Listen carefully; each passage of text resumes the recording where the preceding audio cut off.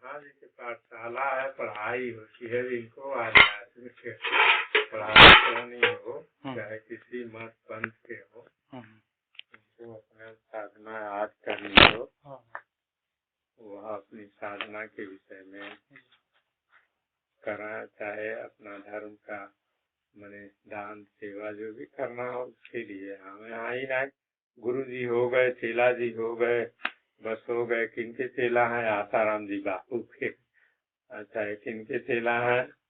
तो निरंकारी महाराज के। न उनसे अपन गतिमति का ज्ञान, न उनको इनके गतिमति का ज्ञान। बस लामे जी यहाँ नहीं चलता है। हाँ, कुछ है नहीं एक सौ से तुम्हारे गुरु जी तो पड़ जा सामने चीन नहीं है। जो कि सबसे अनन्य संबंध में बताया गया है। हाँ, मतलब ये अंतर आत्मा पर निर्भर है और संबंध है, व्यवहारिक संबंध है, वह किसी न किसी प्रत्येक गुण पर आधारित है। जैसे मान लीजिए पति पत्नी का संबंध है, सेक्स का भाव न रहे, सेक्स के हार्मोन से न रहे, संबंध नहीं बनेगा। मातृत्व का संबंध शरीर के वात्सल्य भाव से है, लेकिन यह संबंध तो जीवन के अंतिम सत्य पर न आधारित है।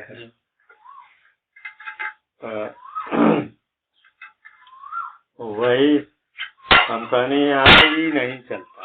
अरे कहीं वहीं आप अपने निकट जो कोई ऐसे साधु संत महात्मा, कोई आध्यात्मिक गुरु हो जिनके यहाँ आप अभी आता है मुन्ना है जो न हो यहाँ वक्त हमें कम से कम महीने में 2-3 बार तो यहाँ आता ही है। मैंने 1 बार 2 बार तो आ ही जाता है, कभी कभी 3 बार।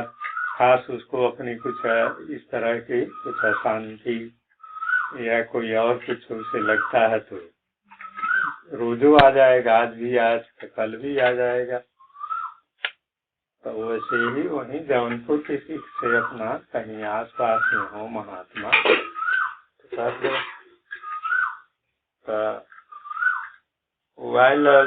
कहलस कि नहीं हम आ गए रहती, मारू बहन उसकी बहन है यहाँ।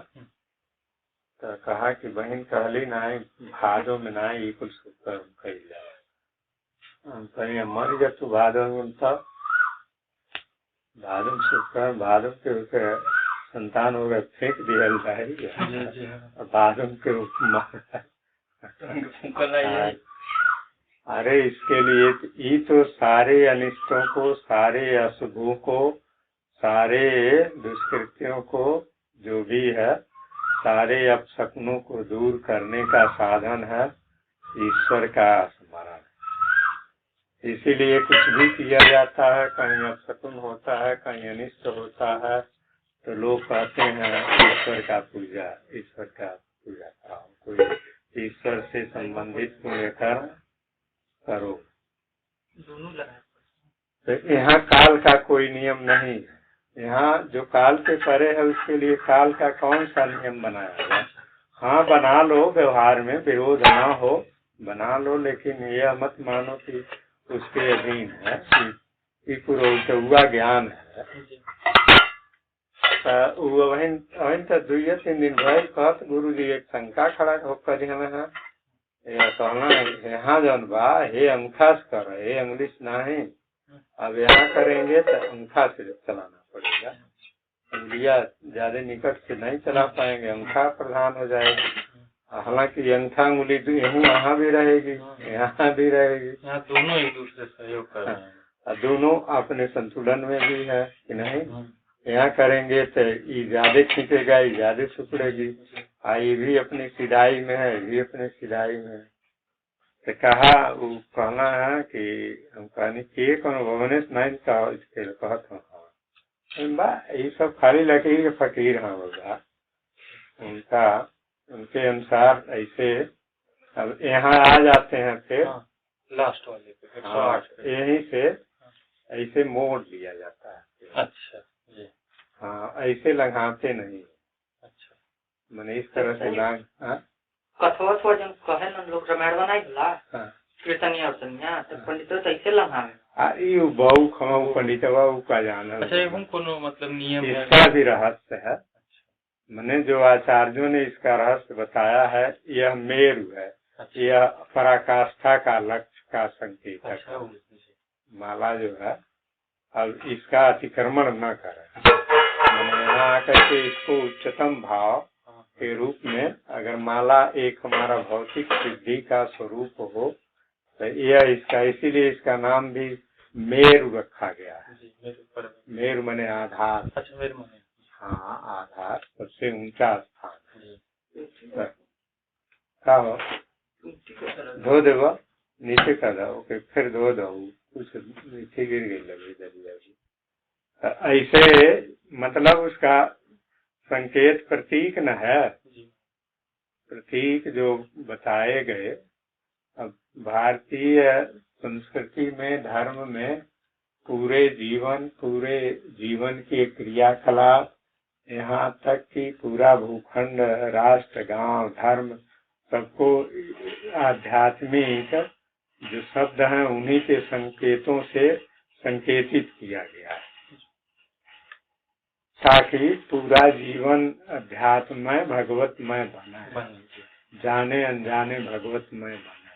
जिसे कहा गया कि ये गंगा है, तो यमुना है, सरस्वती है, तो प्राणवाहिनी नाड़ियों का भी नाम है, गंगा जमुना सरस्वती, और भूखंड में भी हुआ है। तो इसीलिए यह प्रतीक है मेरु है, मैंने यह आदर्श है, एक हमारे अनुशासन का, हमारे मन का नियंत्रण का। अगर लगाते जाएंगे तो कहीं कोई इसमें नियंत्रण के लिए जगह नहीं न होगी। अनुशासन यहाँ भी नहीं रहेगा। कहाँ अनुशासन रहेगा, सब तो दबते जा रहे हैं, कहाँ लांग जा रहे हैं। इसलिए चूंकि उसी के लिए मन की एकाग्रता, मन के अनुशासन के लिए, मन की शुद्धि के लिए, मन की सजगता बढ़ाने के लिए तो यह किया जा रहा है। तो लांघते जाएंगे, कहाँ इसका ओर है, कहाँ शुरू है, कहाँ अंत है, फिर अनुशासन बनता रहेगा। इसलिए ऐसे घुमा देते हैं, जैसे इसे पकड़ करके, हाँ सर, ऐसे घुमा देते हैं।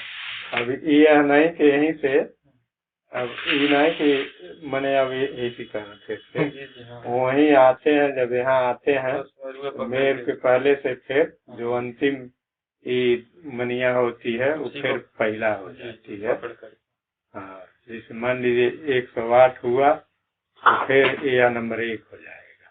यहीं से ऐसे घुमा लेते हैं तुरंत, जैसे यहाँ से इधर से आए, फिर अब इधर ऐसे मूल्य से तक घूम जाएगा। अब मान लीजिए वैसे लंघाए तो कोई अनुशासन नहीं रहेगा मन में, मन का बेहोशी जैसे हो जाएगा। तब करते चले जा रहे हैं, तब क्या कर रहे हैं, किसको पुकार रहे हैं, किस पर कर रहे हैं, इसका तो मन में सजगता कहाँ से आएगी। तो इसीलिए यह नियम है, आचार्यों ने ऐसे नियम बनाए। यहाँ आ गए, फिर यहीं से ऐसे मोड़ दिया जाता है। फिर यहाँ आकर के मने तो जब मेघ लांघा नहीं जाता, अतिक्रमण नहीं, यह अनुशासन के अतिक्रमण का यह संकेत है। अगर लांघ गया तो अनुशासन नहीं माना। एक बात, दूसरी बात ही है, तब कोई निश्चित नहीं कर पाएगा। मान लीजिए अगर मेरु न रहे, इसकी शुरुआत कहाँ है, लक्ष्य कहाँ है, इससे न स्पर्श का यही बताए अहंकार का ये द्वंदात्मक है, ये अहंकार का देख ले। कहो कहाँ कुली ऐसी थोड़ा सा ऐसी कोई तुम व्यक्ति हो जाएगी। मान ला आशीर्वाद दिया जाला 5 उंगली से दिया जाता है, मैंने देख ले बहुत द्वंद, संघर्ष, ईर्ष्या है ना, कला का ही संकेत करती है। इसलिए इससे माला को स्पर्श नहीं कराया जाता है। लोग मालाधारी का रखते हैं तो उसमें अपना उसे बाहर कर देते हैं ताकि उससे स्पर्श न हो। हालांकि मान लीजिए आध्यात्मिक दृष्टि से तो जब आप जब करने बैठते हैं तो वह कोई बहुत यह नहीं कि कहाँ जाता है, ये है कि इससे स्पर्श जानबूझ करके नहीं किया जाता है। अच्छा ये जब करे खातिर ऐसे यहाँ धरी करे कैसे पहन के यहाँ धरी कैसे करे? नहीं, कहीं कोई तनाव न हो, सहजता सरलता हो, बटैया में पहन लेला सब एक वो पैराला उनका अलग है। जो वो अपना कुछ लोग जब संख्या पूरा करने के लिए करते हैं। अच्छा अच्छा। हाँ। जब का उद्देश्य समझना चाहिए। जी जी। अब एक आते थे हमारे यहाँ बूढ़े, अब तो बहुत बूढ़े हो गए हैं, जीवते बाटा है उन्हें 103 वर्ष के, या 4 वर्ष 5 वर्ष से हो गए। वो जब तो वो आध्यात्मिक दृष्टि से यहाँ से मतलब प्रेरणा देश के साथ वो जब करते थे। और कहा तो कहा शिवदत्त बाबा मिश्र कहा ना कि हम जपे नहीं तब 11 माला गायत्री जप जाने इतने देर में हम तो महाराज जी नहीं हो पावल, पूरा नहीं हो पावाला। तो वो जब संख्या पूरा करते हैं ना, यहाँ जप का प्रयोजन है मन को एकाग्र करना, हाँ मन को अंतर्मुखी करना, मन को यह सजग बनाना कि अपने ही विषय पर वह केंद्रित रहे। अब यह नहीं कि कितनी संख्या हुई, 108 न भी हो, कोई जरूरत नहीं। मान लीजिए जब थक गए या चाहे मन कुछ छूट गया तो अलग की बात है, अपना माला ले करके है आज चाहे ऐसे जो व्यर्थ के चिंतन है चाहे अनर्थ के चिंतन है उनसे बचने के लिए अपना ये है तो वो अलग की बात है। लेकिन जब विशेष साधना में रहे तब यह ध्यान चाहिए कि मन कितना हमारा मंत्र पर केंद्रित है, कितना उसी शब्द पर, उसी के अर्थ पर या उन्हीं के अक्षरों पर। नहीं कुछ आता है तो उनके अक्षरों का ही ध्यान रहे, इसके अतिरिक्त और कहीं न हो जाए। तो जब इस तरह से जब करेंगे तब संख्या पूरी नहीं कर पाएंगे, तब मुश्किल होता है। तो वो ये बतावा पंडित जी एक दिन और हमरे बल्कि जब उपकरण सही ना कहना हम ये पूरा कर जाते हैं इतना गायत्री मंत्र। कहने कैसे तो कह ले कहना 20 मिनट में हम एक माला कर लेते हैं, हम कहीं नहीं कर पाइए। ये गलत है। 20 मिनट में जो है एक माला हो नहीं पाएगा। कहना हम कहीं करत है यहाँ 1-2 माला 5 मंत्र करत है, हम समय देखा था वही के अनुसार न क्रम से जाएंगे। जो संख्या पूरा करना चाहेंगे वह अपना आत्मावलोकन नहीं करेंगे, आत्मनिरीक्षण नहीं करेंगे। हम बढ़वे करिए अहंकार की, हम 11 कर लिए, 51 कर लिए, 101 कर लिए, इतना कर लिए, इतना माला हमको पूरा करना है, तो उससे कोई लाभ नहीं होगा। मंत्र का प्रयोजन है कि इतना हम अपने ही मंत्र पर केंद्रित रहे, हमारी चेतना अंतर्मुख रही, अधिक से अधिक अपने अंतर क्षेत्र में प्रवेश कर सकी, है ना, यह ध्यान रखा जाता है। अब ये तो यह है संख्या को भी बनाए रखा जाए ताकि इतने समय तक हम अंतर्मुख होने का प्रयास किए और इतने मंत्र के माध्यम से किए। अब मान लीजिए अंतर्मुख हो गए, मंत्र छूट गया तो कोई वहाँ ये थोड़ा हुआ। मान लीजिए छूट जाता है, माला भी छूट जाता है, चाहे मंत्र भी छूट जाता है। तो ऐसे किया जाता है। यह आदर्श है आचार्यों का, चाहे जो शास्त्रों का उपदेश है। खैर तर्क संगत है, जिसे कुछ श्रृंखल कहीं का भइल बात है। जिसे है तनवा में बाबा लोग लगाओ जाना कहानी की गंवार बाबा वो का जाना, वो लोग न कोनो अध्यात्म जाना न कोनो शास्त्र जाना न। अरे जन्म से बाबा हो गई न, पारिवारिक विरासत जैसे खेत बाड़ी को मिल गई बस उनके दादा के रहल, तो उनके दादा के नाम से कानून से हो गए, वैसे सामाजिक कानून से उन्हीं की लड़का को हो गई। चला ये में कौन उनका कर कहाँ है इनके यहाँ रामायणवा होत रहा तो हम देखा था पंडित के आप सब वो ऐसे तो है हमारे ही घर तो में सरकार भेजेंगे। हाँ वो यो नहीं जानना अनामिका पर रखा जाता है ऐसे गनल के ऐसा बोला ऐसा गिना सर। जैसे उनके मन में आएगी वो मन लग के ही कुछ जाना था। मन सामान्य आदमी सब कहाँ जानते हैं लोग जे साधना उधना कराला जे कुल आध्यात्मिक आचार्यों के संपर्क में जैसे ये है। अब मान लीजिए अब किसी को मंत्र के उपदेश दिया जाता है तो कोई मंत्र पहले अभ्यास इसलिए कराया जाता है कि बहिर्मुखता कम हो, अंतर्मुख हो, एकाग्र हो, किसी विषय को गौर से समझने के लिए केंद्रित हो सकें। अंतर्मुख होंगे तब ना अपने अंदर चलने वाले व्यापारों का निरीक्षण कर पाएंगे, नहीं ताकेंगे बाहर तो भीतर की कहाँ से देख पाएंगे। तो इसलिए जब मंत्र का लोग जैसे मान लीजिए प्राचीन अपने संस्कृति में जैसे उनको उपनयन संस्कार में गायत्री मंत्र की दीक्षा दी जाती है। गायत्री मंत्र महामंत्र इसलिए है कि वहाँ सद्बुद्धि ही मांगी जाती है। परमात्मा से अब सद्बुद्धि मिलत सब चीज मिल जाता है। सबसे बड़ा देवता है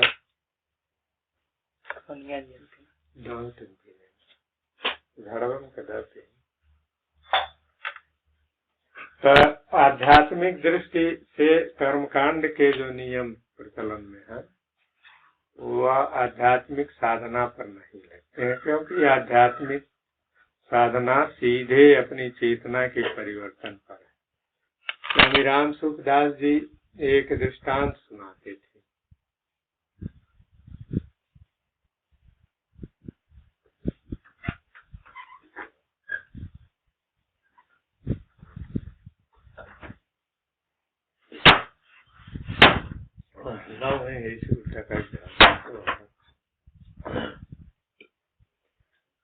एक दृष्टांत सुनाते थे।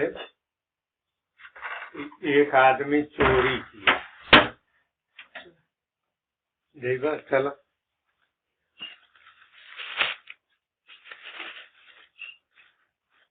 मैं जाल बन ध्यान लिया है।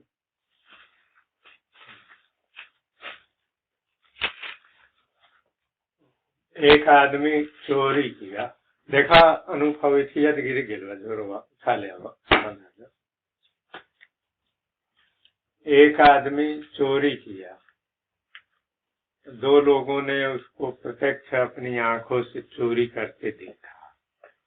अब उस पर चोरी का अभियोग राजा के यहाँ दर्ज किया गया और ये लोग प्रत्यक्ष गवाह हुए कि इन्होंने चोरी की।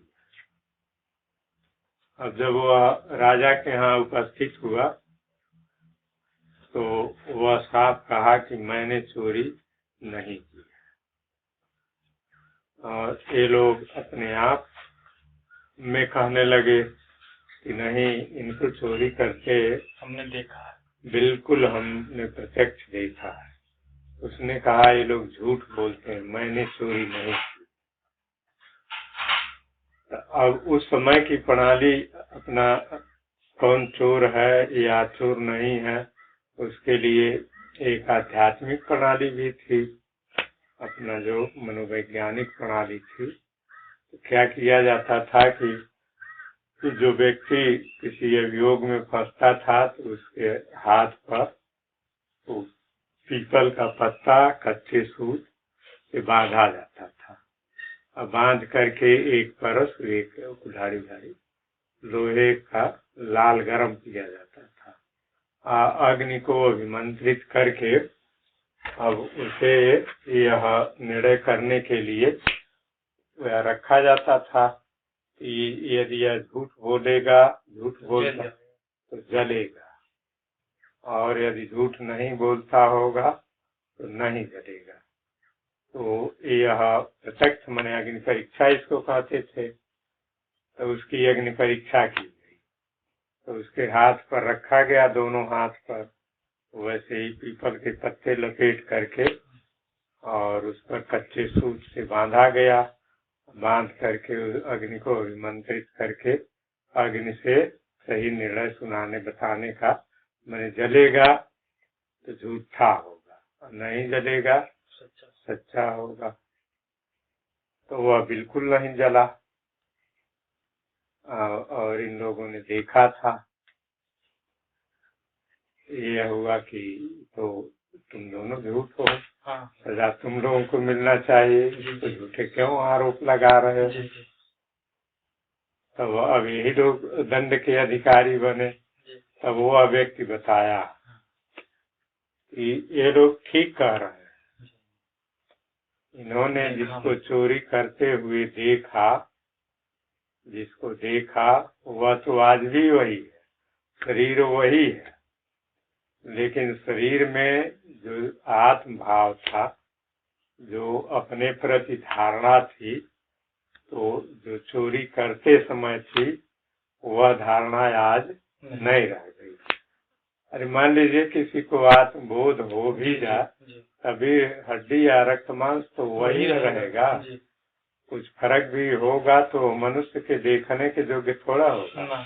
डॉक्टर काट के उसको फर्क थोड़ा निकाल पाएगा कि इसमें यह फर्क है। वो तो वही कहेगा वो ग्रुप का चाहे ए ग्रुप का चाहे बी ग्रुप का रक्त है तो वही रहेगा। कुछ सूक्ष्म परिवर्तन तो होगा ही, लेकिन वह सूक्ष्म स्तर में होगा ना। तो उसने कहा कि जो चोरी करते समय हमारी धारणा थी अपने व्यक्तित्व, अपने स्वरूप के प्रति, वह मैंने समाप्त कर दिया। चोरी करने वाला शरीर और चेतना का जो एक मिश्रण है, वह चोरी किया, लेकिन अब वह स्थिति हमने हटा दिया है। उस स्थिति के बजाय मैं अपने को शुद्ध चैतन्य स्थिति में वह अनुभव करता हूँ। वह हमारी स्थिति गलत थी, वह मैं नहीं था। मैं जब उस स्थिति में अपने को प्रस्थापित कर लिया, फिर हाथ जलेगा किसका। तो इन लोगों का कथन भी सही है और वास्तविकता है। मतलब वो एक आध्यात्मिक परिवर्तन की एक दृष्टांत के रूप में सुनाते थे। जैसे मनुष्य जन्म से देह बुद्धि में रहता है, लेकिन वह देह बुद्धि वास्तविक नहीं है। ये तो विचारहीनता की अवस्था है। हम विचार उस पर नहीं करते हैं, फिर उस स्थिति से अपने जो यथार्थ या उच्चतम स्थिति है उसको अनुभव करने के लिए प्रयत्न नहीं करते हैं। लेकिन वह जीवन के सच्ची स्थिति, वह दृष्टि नहीं है, तो बिखरी हुई दृष्टि है। यह साधना वह बाहरी आडंबर पर बहुत आधारित नहीं, बाहरी आडंबर की यहाँ उपेक्षा भी नहीं। मतलब अब यह नहीं कहें कि स्नान करने की क्या जरूरत है। स्नान करने से शरीर भी शुद्ध हो जाएगा, शरीर में स्फूर्ति आ जाएगी। अब यह कहें कि कहीं एकांत की क्या जरूरत है। अरे एकांत में रहेंगे तो मन को बाहरी जो जिसे इंद्रियों के गति के लिए टिफिन वाला गिर गया डंडा।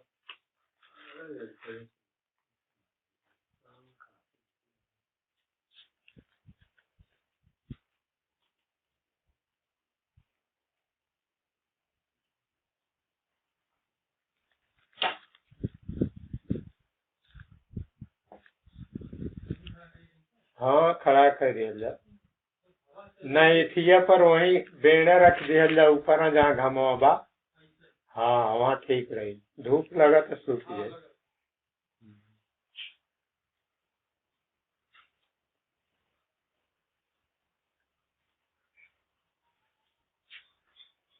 अब इंद्रियों के ज्ञान के लिए दो तरह की प्रक्रिया है। एक संविधायक प्रक्रिया है और दूसरी जो है एक संविधायक प्रक्रिया है। बड़ा स्मृतिया कमजोर। एक विषयोत्पन्न प्रक्रिया है और एक संविधायक प्रक्रिया है।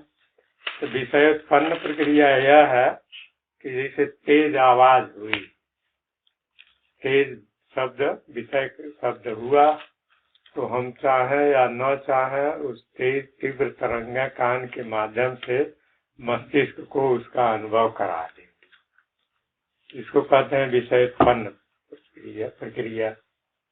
अच्छा, मान लीजिए कहीं तीव्र दुर्गंध हो, चाहे बहुत तीव्र प्रकाश हो, तो हम चाहें या न चाहें वह हमारी इंद्रियों को बलात् अनुभव करा देंगी। तीव्र ध्वनि हो, चाहे कोई तीव्र गंध हो, तो वह हम चाहे, मान लीजिए सुगंध या तीव्र दुर्गंध हो, चाहे या न चाहे विषय बलात् आकर के हमारी इंद्रियों से अनुभव हो जाए, करा देगा, इंद्रियों को तादात्म्य कर देगा।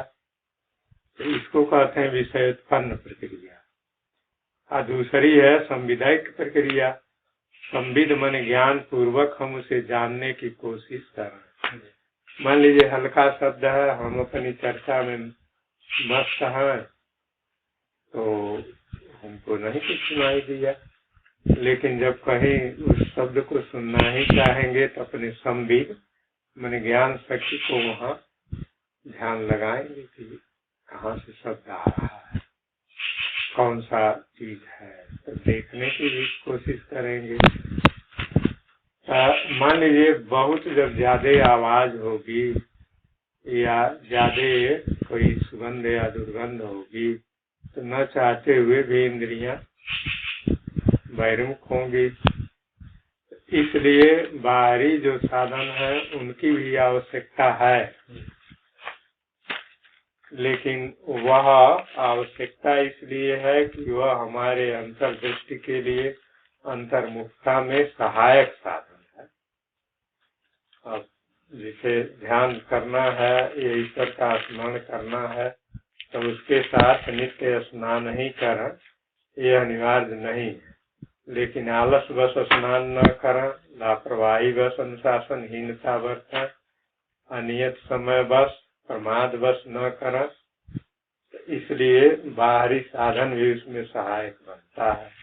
अब मान लीजिए किसी को बुखार है, कोई और स्थिति है, ठंडी लगी है या तीव्र ठंडक है, तो उससे उसके वजह से नहीं करता है, इसका अर्थ यह थोड़ा है कि अब वह ध्यान न करे, वह स्मरण न करे, लेकिन विलासिता बस, प्रमाद बस, शारीरिक सुख बस नहीं, इसलिए अगर करता है तो साधक स्वयं न अनुभव कर लेगा कि हम क्यों नहीं कर रहे हैं। अपने प्रमाद बस, आलस्य बस, लापरवाही बस नहीं कर रहे हैं कि प्रकृति की व्यवस्था है। तो जहाँ प्रकृति की व्यवस्था है, जहाँ अपना कोई वहाँ अधिकार नहीं है, तो उसमें व्यक्ति का क्या दोष है।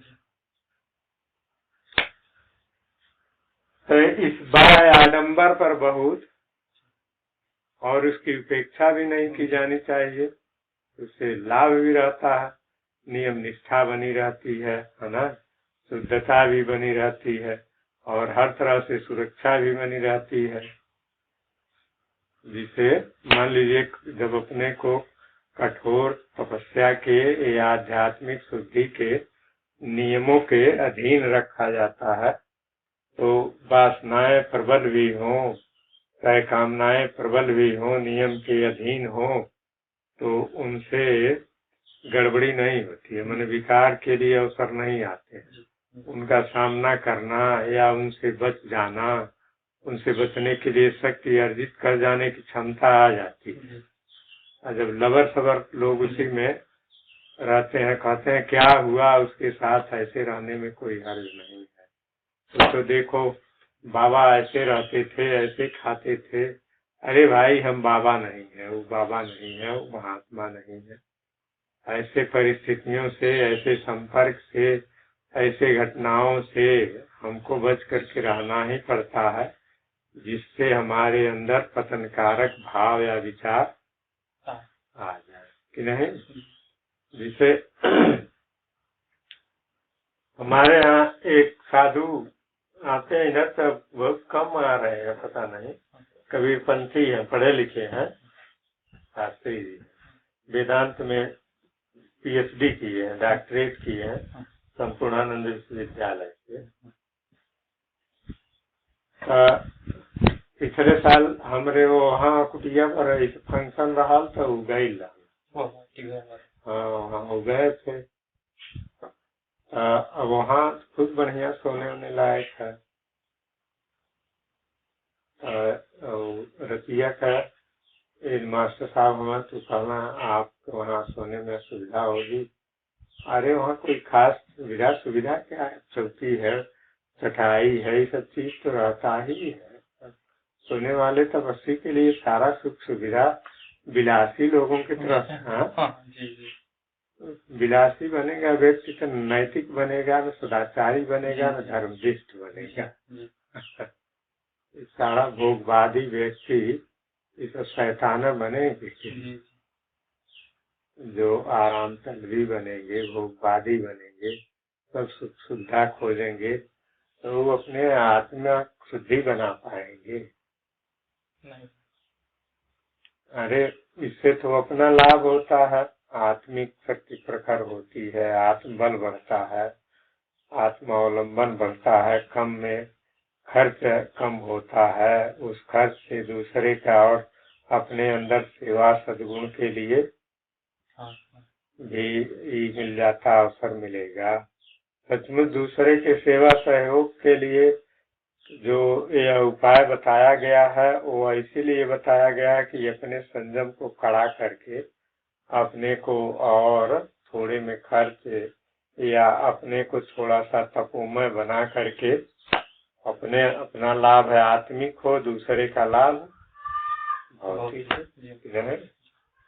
हमको आत्मिक लाभ हो दूसरे का भौतिक लाभ हो। तो हमसे कहा कि हम वहाँ जा रहे हैं मास्टर साहब के घर में, रात्रि को सोएंगे यहाँ। नाम कहने जाए जा सकल हमारे तरफ से आदेश नहीं, मतलब हम नहीं कहेंगे। यहाँ सोने के लिए जगह है क्या यहाँ, अब उनके यहाँ हो गद्दा उद्दा हो बढ़िया चौकी मच्छरदानी हो, यहाँ तो हम लोग वैसे ही सोते हैं। उससे अपनी तपस्या भी बढ़ेगी। दूसरे के मान लीजिए किसी से कुछ लेंगे तो अपने सम्मान पर भी कुछ न कुछ हीनता का भाव आता है कि नहीं आता। अनावश्यक कहे तो कहना आप नहीं कहेंगे नहीं जाएंगे। हम कहने मतलब अब इतना हम तुम्हें या इतना कठोर नियम तो नहीं दे पाए, आदेश की न जो हम कहते हैं।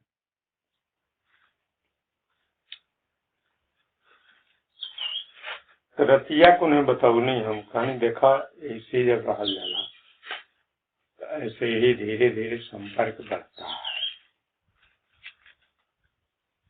और फिर जब संपर्क बढ़ता है तो जैसे जैसे मैल बढ़ती जाती है वैसे वैसे अशुद्धि और मैल दिखाई नहीं देती है। सही बात है, वही रहेगी तो क्या दिखाई देगी। हमें दिखाई नहीं देती है वो मैल।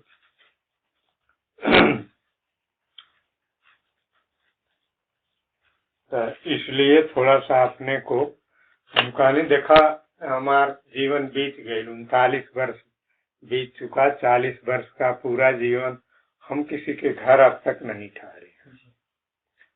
मतलब किसी के घर कहीं, किसी गृहस्थ के घर एक आध बार कहीं मान लीजिए कोई ऐसी परिस्थिति आई, किसी के घर कहीं चलते उलते कहीं ठहर लीजिए, नहीं या कहीं मंदिर में ठहरे या कहीं सार्वजनिक स्थान पाठशाला में ठहरे, चाहे किसी के घर भी ठहरे तो अकेले अपना मुंह किसी के घर वहीं सब लोग हों, बाल बच्चे हों, गृहस्थी हों, उसी में रहा। इस तरह का हम कभी इसीलिए नहीं, मान लीजिए वहाँ वैसे ही रहेंगे, उन्हीं जैसे रहेंगे तो का संपर्क का असर नहीं पड़ेगा, जी देखने पर वैसे ही रुचि बन सकती है। फिर वैसे रहते रहते संसारी लोग का अपने ही ढंग पर सबको ले आते हैं। तो जो बाहरी सब आडम्बर है, अब कोई कह सकता है कि क्या है, अपना मन पवित्र हो, अपना मन स्थिर हो, मन शुद्ध हो, तो कहीं रहने में क्या हर्ज है। लेकिन मन शुद्ध रहता है, मन श्रेष्ठ भावना में भी रहता है, लेकिन परिस्थितियों के अनुसार भी उसमें कुछ परिवर्तन आता है, संपर्क के अनुसार भी उसमें कुछ परिवर्तन आता है कि नहीं। कुछ ऐसे उद्दीपक अवसर आते हैं कि उनसे भी परिवर्तन आता है, न चाहते हुए भी मनुष्य में कुछ भाव परिस्थितियां घटित करा देती हैं, संपर्क घटित करा देता है, कहीं कोई कहीं का वातावरण घटित करा देता है। तो इसलिए बचना चाहिए हमें। अगर हम इस तरह के हैं तो ऐसे ही आदर्श के लोग अगर रहें तो ठीक है, और नहीं तो अकेले अपने जैसे साहित्य हैं अच्छे लोगों के, अच्छे साहित्य, अच्छे विचार, अच्छे उसी में अपना विचार घुमाते रहेंगे। और इसीलिए ये जो बाहरी चीजें हैं एक नियम के तहत रहा जाए तब भी काम होता है। भोजन लोग कहेंगे कोई दे दे खा लेने में क्या हर्ज है, फिर तब हर जगह खाने का नियम जब बन जाएगा तो चित्त इतना अशुद्ध हो जाएगा तो कहीं खाएंगे, तो हीन आचरण वाले का भी खाएंगे, वेश्या का भी खाएंगे, किसी और का खाएंगे। वेश्या कहेगी बाबा आप थक गए होंगे, थोड़ा पैर अभी आपका दबा दें, पैर दबाते दबाते और जब मैल जैसे जैसे मन पर कलमा चढ़ता जाता है वैसे वैसे मन के लिए वो अशुद्ध दिखता ही नहीं है, तब शुद्ध दिखता है। और वहाँ विशेषता तब यह आएगी कि घुमा करके यह नहीं कि मन हमारा अशुद्ध हो गया, यह स्वीकार नहीं करेंगे, कहेंगे कि ये तो बाहरी चीजें है। यह इसलिए इन बाहरी नियमों का भी प्रयोजन है। अपने ही जब तक मनुष्य परिपूर्ण नहीं है, हालांकि मान लीजिए महापुरुषों का, आचार्यों का आदेश तो यह है कि यदि परिपूर्ण भी रहे, ऊंचे स्थिति में भी रहे, तब भी मर्यादित जीवन जीने में। हाँ, तो गीता में तो श्लोक में भगवान कहें कि मुझे कुछ भी करना हो प्राप्त करना चाहिए, लेकिन हम मतलब लोक संग्रह के लिए ही वैसे। हाँ, मतलब अब वही है, भगवान न करन लोग कहीं, भगवान भी वैसा है, बाहरी नकल कोई भी कर लेंगे, बाहरी क्रिया का, शारीरिक क्रिया का नकल कोई भी कर लेंगे। अब कोई मान लीजिए पुरुष जितेंद्रिय है, मन इंद्रियां उसकी एकदम विलीन है, उसमें स्त्री पुरुष का एक शुद्ध चैतन्य परमात्मा के अतिरिक्त और कुछ उसके ध्यान में नहीं आता है। अब वो मान लीजिए स्त्रियों पुरुषों में रहता है, कोई ऐसा परमहंस हो, मान लीजिए वैसे परमहंस नहीं रहते हैं तो वो अपना मर्यादित जीवन ही रखते हैं लोक संग्रह के दृष्टि से, कि लोगों में उल्टा संदेश न जाए। लेकिन मान लीजिए कोई ऐसे हो जाते हैं कि जिनको देह भाव का ज्ञान ही नहीं, तो चाहे स्त्री हो चाहे पुरुष हो, उनको पता ही नहीं, तो कोई भी नकल कर सकता है। तो नकल करेगा तो वह उसकी चेतना नहीं है। शरीर से तो नकल कर सकता है, चेतना वहाँ उठा के नहीं ले जाएगा। तो इसलिए अच्छा है बाहरी आडंबर, यह बाहरी जो नियम आदि आचार्यों ने निर्धारित किए हैं, मतलब ही कहीं न भी समझ में आता हो, वैसे ज्यादा तो समझ में आएगा जब व्यक्ति जानता है। न भी समझ में आए तो श्रेष्ठ पुरुषों ने कहा है तो पालन करना। हाँ, जब तक नहीं समझ में आता है करते रहे, तब तक वो वैसा करने में नहीं अगर अपने ही करते हैं, अब जैसे मान लीजिए किसी विरागी को गृहस्थों के घर रहना हो जी। अब वहाँ पूरा गृहस्थी के हाल चाल हो, पूरा बाल बच्चे अपना हो, उसी तरह के अपना गृहस्थी के गृहस्थ के वहाँ जैसे अपना माहौल रहता है उसी तरह का रहता है, वहीं बाबा भी रहता हो तो बाबा कोई काट का तो है नहीं। अब आचार्यों ने कहा कि भाई ऐसे लोगों का कैसे लिखा है कि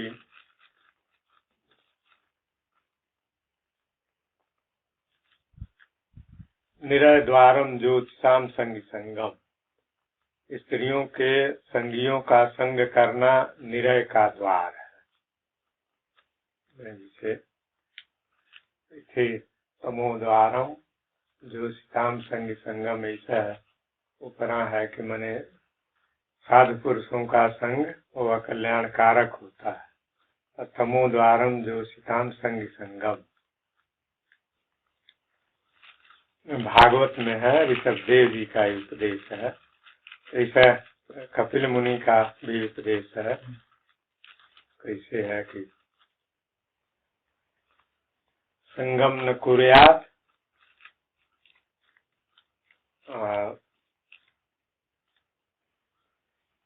संगम न कुर्यात प्रमदास जातुर जोगस्य पारम परमारुक्षु, परमारुक्षु जो योग के परम पद पर आरूढ़ होना चाहता है, संगम न कुर्यात प्रमदास, अपने स्त्रियों में उसको संग नहीं करना चाहिए। योगस्य पारम परमारुक्षु, योग के परम पार परम स्थिति में जो आरुक्ष मन चढ़ने का इच्छुक है, मन साधक है। मत सेवया प्रतिलब्धात्म लाभो बदंतु जा निरय द्वार मत्स्य, बदंतु जा मैंने शास्त्रों ने या आचार्यों ने उनको निरय का द्वार बताया है। मान लीजिए अब कहा गया तो आज के लोग जो भौतिकवादी प्रधान हैं तो वो कहेंगे ये सब संकीर्णता है, लेकिन मान लीजिए पूरा अपनी भावनाओं पर, अपने पूरा चेतना पर, इंद्रियों पर काबू न हो, स्त्रियों के संग में जाकर के उसी में रहने लगा, तो संग का जो स्वभाव प्राकृतिक रूप में बना हुआ है, संग के असर का जो असर पड़ना चाहिए विपरीत लिंग पर, तो कुछ न कुछ तो पड़ेगा ही। धीरे धीरे पढ़ करके फिर घुमा करके मन जो है वो जब ऐसे लौट करके मन आएगा तो उसको यह बुरा भी नहीं लगेगा, समझा लेगा अपने आप को प्रकार। अरे वो कई युक्ति या कई तरीका आ जाता है, तब तो कहेंगे भगवान पैदा कर रहे हैं। अभी सतपाल उत्पाल हैं तो सब एक एक दो दो विवाह नेता हैं, सब इनके चरित्र का क्या ठिकाना है, लेकिन उनके सिलवा कहीं है कि उन्होंने शादी इसलिए किया है, वो लीला कर रहे हैं। शादी इसलिए किया है कि संसार का उद्धार करने के लिए, भगवान पैदा करने के लिए, मैंने यही भगवान पैदा कर रहे हैं। मैंने मूर्खवन के अब उनको यह नहीं है कि हमारे ही जैसे इनकी भी चेतना है, इनकी भी प्रवृत्ति है, ये भी उसी काम लोभ में है जैसे हम जिस काम लोभ में हैं। अब ये निर्णय नहीं करेंगे, अब उनकी वही अंधी भावना है कि वो भगवान पैदा कैसे कहते हैं, कई कहे हैं ऐसे ही कि वहाँ वो भगवान पैदा करते हैं, करने के लिए क्या जरूरत थी। अगर उनको परिपूर्णता मिल गई, स्त्री पुरुष का भेद खत्म हो गया, क्यों उन्होंने विवाह किया, तो इसलिए कि लीला किया उन्होंने और संसार के उद्धार करने के लिए। अब मान लीजिए कहने वाले तो कह देंगे, आधुनिक लोग कह देंगे कि यह बाह्य आडम्बर है। अरे महाराज आप लोग पढ़े लिखे आदमी, समझदार, बहुत सब समझावा वाला है, लेकिन मान लीजिए जो जानते हैं कि बुरे विचारों का थोड़ा सा संस्कार भी आएगा, तब भी चित्त में एक मैल आएगी। भाई अभी उसी स्थिति के हम नहीं। पता काजल की कोठरी में कितना सयान हो जाए, हो ही जाए। तो इसीलिए अपने दैनिक साधना आचरण विहार व्यवहार में ठीक है, वह रखा जाए। उनके प्रति निष्ठुरता, क्रूरता या उपेक्षा का भाव नहीं। इन सब को न उपेक्षा होगी न निष्ठुरता होगी, फिर भी उनके प्रति स्नेह होगा। स्नेह रहते हुए सम्मान और मर्यादा से उनसे अलग रहा जा सकता है। कहा जाएगा भाई देखिए ये विरक्त का आसन है, इस पर आप न आप लोग पारिवारिक हैं, बालो बच्चा लोगन लेकर रहल वही में कुल गंदा उंदा करन है, अभी एकदम शुद्ध है। तो इस तरह से उनसे दूर मर्यादित ढंग से भी ससम्मान भी दूर रहा जा सकता है। उनके प्रति वही सम्मान और आदर भी रह सकता है। ये तो शरीर से उनसे एक साथ मिला जुला घुला मिला, ये तो मूर्खता वाला संबंध, न उनका भी कुछ लाभ करा पा रहे हैं, अपना कुछ कर पा रहे, अपना निरा मतलब वो मौका करते हैं। हाँ तो कहीं बाबा कौनो टीन नहीं करना, उसका चाहे केहू रहा, उसमें जो है तब उनको भी अब उसी विषय में और आसक्ति के लिए, प्रीत के लिए प्रेरणा मिल जाएगी ना। अब मान लीजिए वही देखेंगे तो कहेंगे हाँ ये सब चीजें अशुद्ध है, जरा हमको भी बचना चाहिए। तो दोनों का उसमें कल्याण होता है। तो ये जो बाहरी नीतियां बनी है वह इसीलिए बनी कि उनके अपनी साधना में शुद्धि रहे, कोई अवरोध न आए, है ना, मन अनुशासित रहे, मन काबू में रहे, कहीं उसमें प्रमाद आलस्य न आए। तो सारी चीजों में इसलिए खाने पीने में भी कहा गया कि जहाँ तहाँ न खाएं, जिन चीजों को उन चीजों को जैसे तैसे न खा लिया जाए। खाने पीने का भी अगर अपने बनाए, अपनी व्यवस्था रहे, सुपाकी रहे तो और अच्छा रहता है। उससे सबसे पहली बात तो यह है कि विरक्ति का लाभ होता है, परावलंबन का नहीं, उसका ह्रास होता है, भाव रहता, ममता भी खत्म होती है। किसी से कुछ सेवा लिया जाए, कुछ सहयोग लिया जाए तो उससे ममता आती है, आत्म भाव में क्षीणता आती है। ऐसा भी होता है कि कोई अगर दूसरे के सापेक्ष किसी चीज की आवश्यकता है तो उसके न मिलने पर अभाव भी लगता है। अब एक साधु बाबा आते हैं अयोध्या, बरगिया तो मैंने लंठा गंवारे लूटे बोला। अयोध्या उनके कुटिया पर हम रहने 8-10 दिन रहने, देखी बाबा के यहाँ आवे ना, उनका दुष्टेला रहना तो दोनों मर गई, लेखो अपन बिया हुआ कर बाटे कुछ। ई दोनों चलवा दबावे, एक फवर दबावे, एक मेहरारू गया दबावे। एक दिन हम कहने कहो महाराज ये कई लोगों से काहे दैया दबावा, आखिर क्या रोज थकान लगती है क्या? थकान भी लगे तो और कोई उपाय नहीं है। स्वामी जी हमको अगर दबाने को कोई न रहे रात को नींद नहीं आएगी। अच्छा भाव महसूस होगा, नींद नहीं आती है। मैंने कहता खाना हमको नींद नहीं आएगी अगर कोई दबाने वाला न रहे। कहीं सीता गुलामी हो गई ना, पराधीनता। ऐसे दिनों भर झूठा गंवरगो को लोचियो करना, दिनों भर पकड़ के यहाँ देखे नहीं झुलला को लहना गंवार। मान लीजिए कोई आवश्यकता हो, हालांकि वैसे लोग जो अपने को ठीक है शुद्ध रखना या शुद्ध त्यागी विरागी जैसे रहना चाहते हैं पुराने के लोगों जैसे, तो वो किसी से नहीं कराते हैं। अनाई वैसा कही है कि इसी से गुरु की सेवा है, सेवा से यह हो जाएगा। अब दिन भर कौन दबावता रही है, अब वो पराधीनता हो जाती है ना, आदत बन जाएगी, अकेले नहीं रह पाएंगे ना। अब कहते हैं कि अब हम वैसे नहीं रह पाएंगे, बिना दबाए हम कहने न कोई रहे सब परेशानी करिए। फिर क्या करेंगे तब? तो इसकी आदत है क्यों बनाए या किस लिए बनाया गया? लेकिन अब वो में है गंवरुअन में कुछ गंवारू लोग आध्यात्मिक है सिद्धि या भक्ति भावना नहीं संसारी है ज्यादा जौन बा उनको मान सम्मान समाज में सम्मान हुई कुछ समाज में ख्यात हुई समाज के लोग पूजा का है ना चेला चेली बनने लगे बस उसी में संतुष्ट रहते हैं। इसीलिए आडंबर पर आजकल सामान्य लोग जो हैं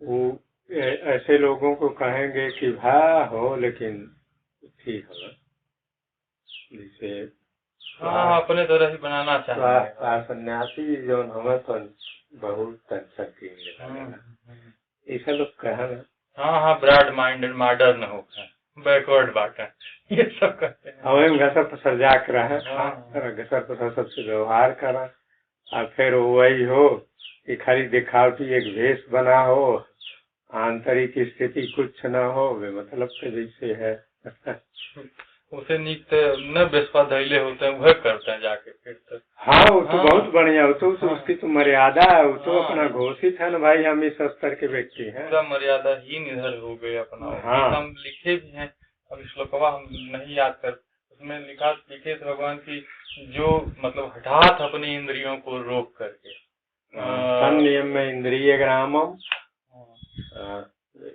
कैसे है ताकि रोक उनका मिथ्याचार दूसरे तीसरे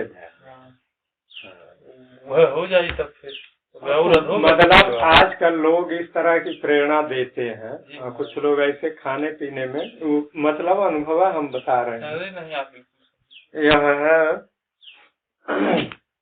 अधिकांश लोग इस तरह के संसारी लोग भी ऐसा ही जोर देते हैं कि क्या हुआ बाबा हैं उनको खाने पीने में छूट छाट में अब कहीं खाना है किसी से खाना है अब यह सब माना ला कि हर चीज से ऊपर लेकिन उससे अपने साधना की सुरक्षा नहीं बन पाएगी। मान लीजिए खाना पान में अगर जहाँ तहाँ खाने लगेंगे तो कोई उनकी एक न निष्ठा रह जाएगी न शुद्धि अशुद्धि का ख्याल रह जाएगा। अशुद्धि का अगर ख्याल नहीं रहेगा तो फिर वो अशुद्ध शरीर से अपने को पृथक कहाँ अलग कर पाएंगे। जिनको किसी जिसे मान लीजिए योग में सूत्र दिया हुआ है कैसे परई र संसर्ग शौचात स्वांग जुगुप्सा परई र संसर्ग शौच से जब शुद्धि का बाहरी और भीतरी शुद्धि का पालन किया जाता है तो स्वांग जुगुप्सा अपने ही अंगों से घृणा अशुद्धि का भाव आता है। तो परई असंसर्ग दूसरे से संसर्ग करने की इच्छा नहीं बनती है। मान लीजिए तब किसी के शरीर के प्रति आकर्षण नहीं होगा। ये सब जितने बाहरी साधन हैं जो शास्त्रों में निर्धारित किए गए हैं बताए गए हैं आजकल इस पर ज्यादा खतरा है, इस पर ज्यादा ध्यान देने की जरूरत है। इसीलिए जितने महात्मा आते हैं अब गाल मेल रहते हैं उनके यह सब तो चेला चेली तो बहुत रहते हैं लेकिन वो लगता है एक तमाशा जैसे लगता है। उनकी विश्वास नहीं जमता है कि आध्यात्मिक स्थिति भी उनकी वैसी हो, है ना। आकर्षण तो होता है, समाज के लोग तो वहाँ बहुत जाते हैं लेकिन सचमुच अगर कोई व्यवसाय न करें अपना बाहरी विस्तार करने की इच्छा न रखें सिर्फ आध्यात्मिक उन्नति की इच्छा रखें तो उनको अपने आत्मनिरीक्षण करना चाहिए कि देखें हमारी चेतना की स्थिति कहाँ है, हम कितना अपने शुद्ध आत्मा से तादात्म्य में हैं कि बाहरी विषयों के तादात्म्य में है कि दिखावा कर रहे हैं। अगर इससे न बरता जाए फिर या तो आडंबर करे तो जनता कहने के लिए तैयार है कि गुरु जी लीला करते हैं। वह जनता को कल्याण करने के लिए भगवान पैदा करने के लिए उन्होंने अपना विवाह किया है। अब इस तरह से कहेंगे। अच्छा, फिर मान लीजिए किसी ऐसे पथभ्रष्ट हो गए तो उसको घुमा करके कुछ उन्होंने अपना ऐसे कर लिया, कुछ बढ़िया तर्कसम्मत बात बता देंगे कि ये है। एक स्वामी जी लिखे हैं, हरिद्वार में एक उदासी पंथ का एक आश्रम था।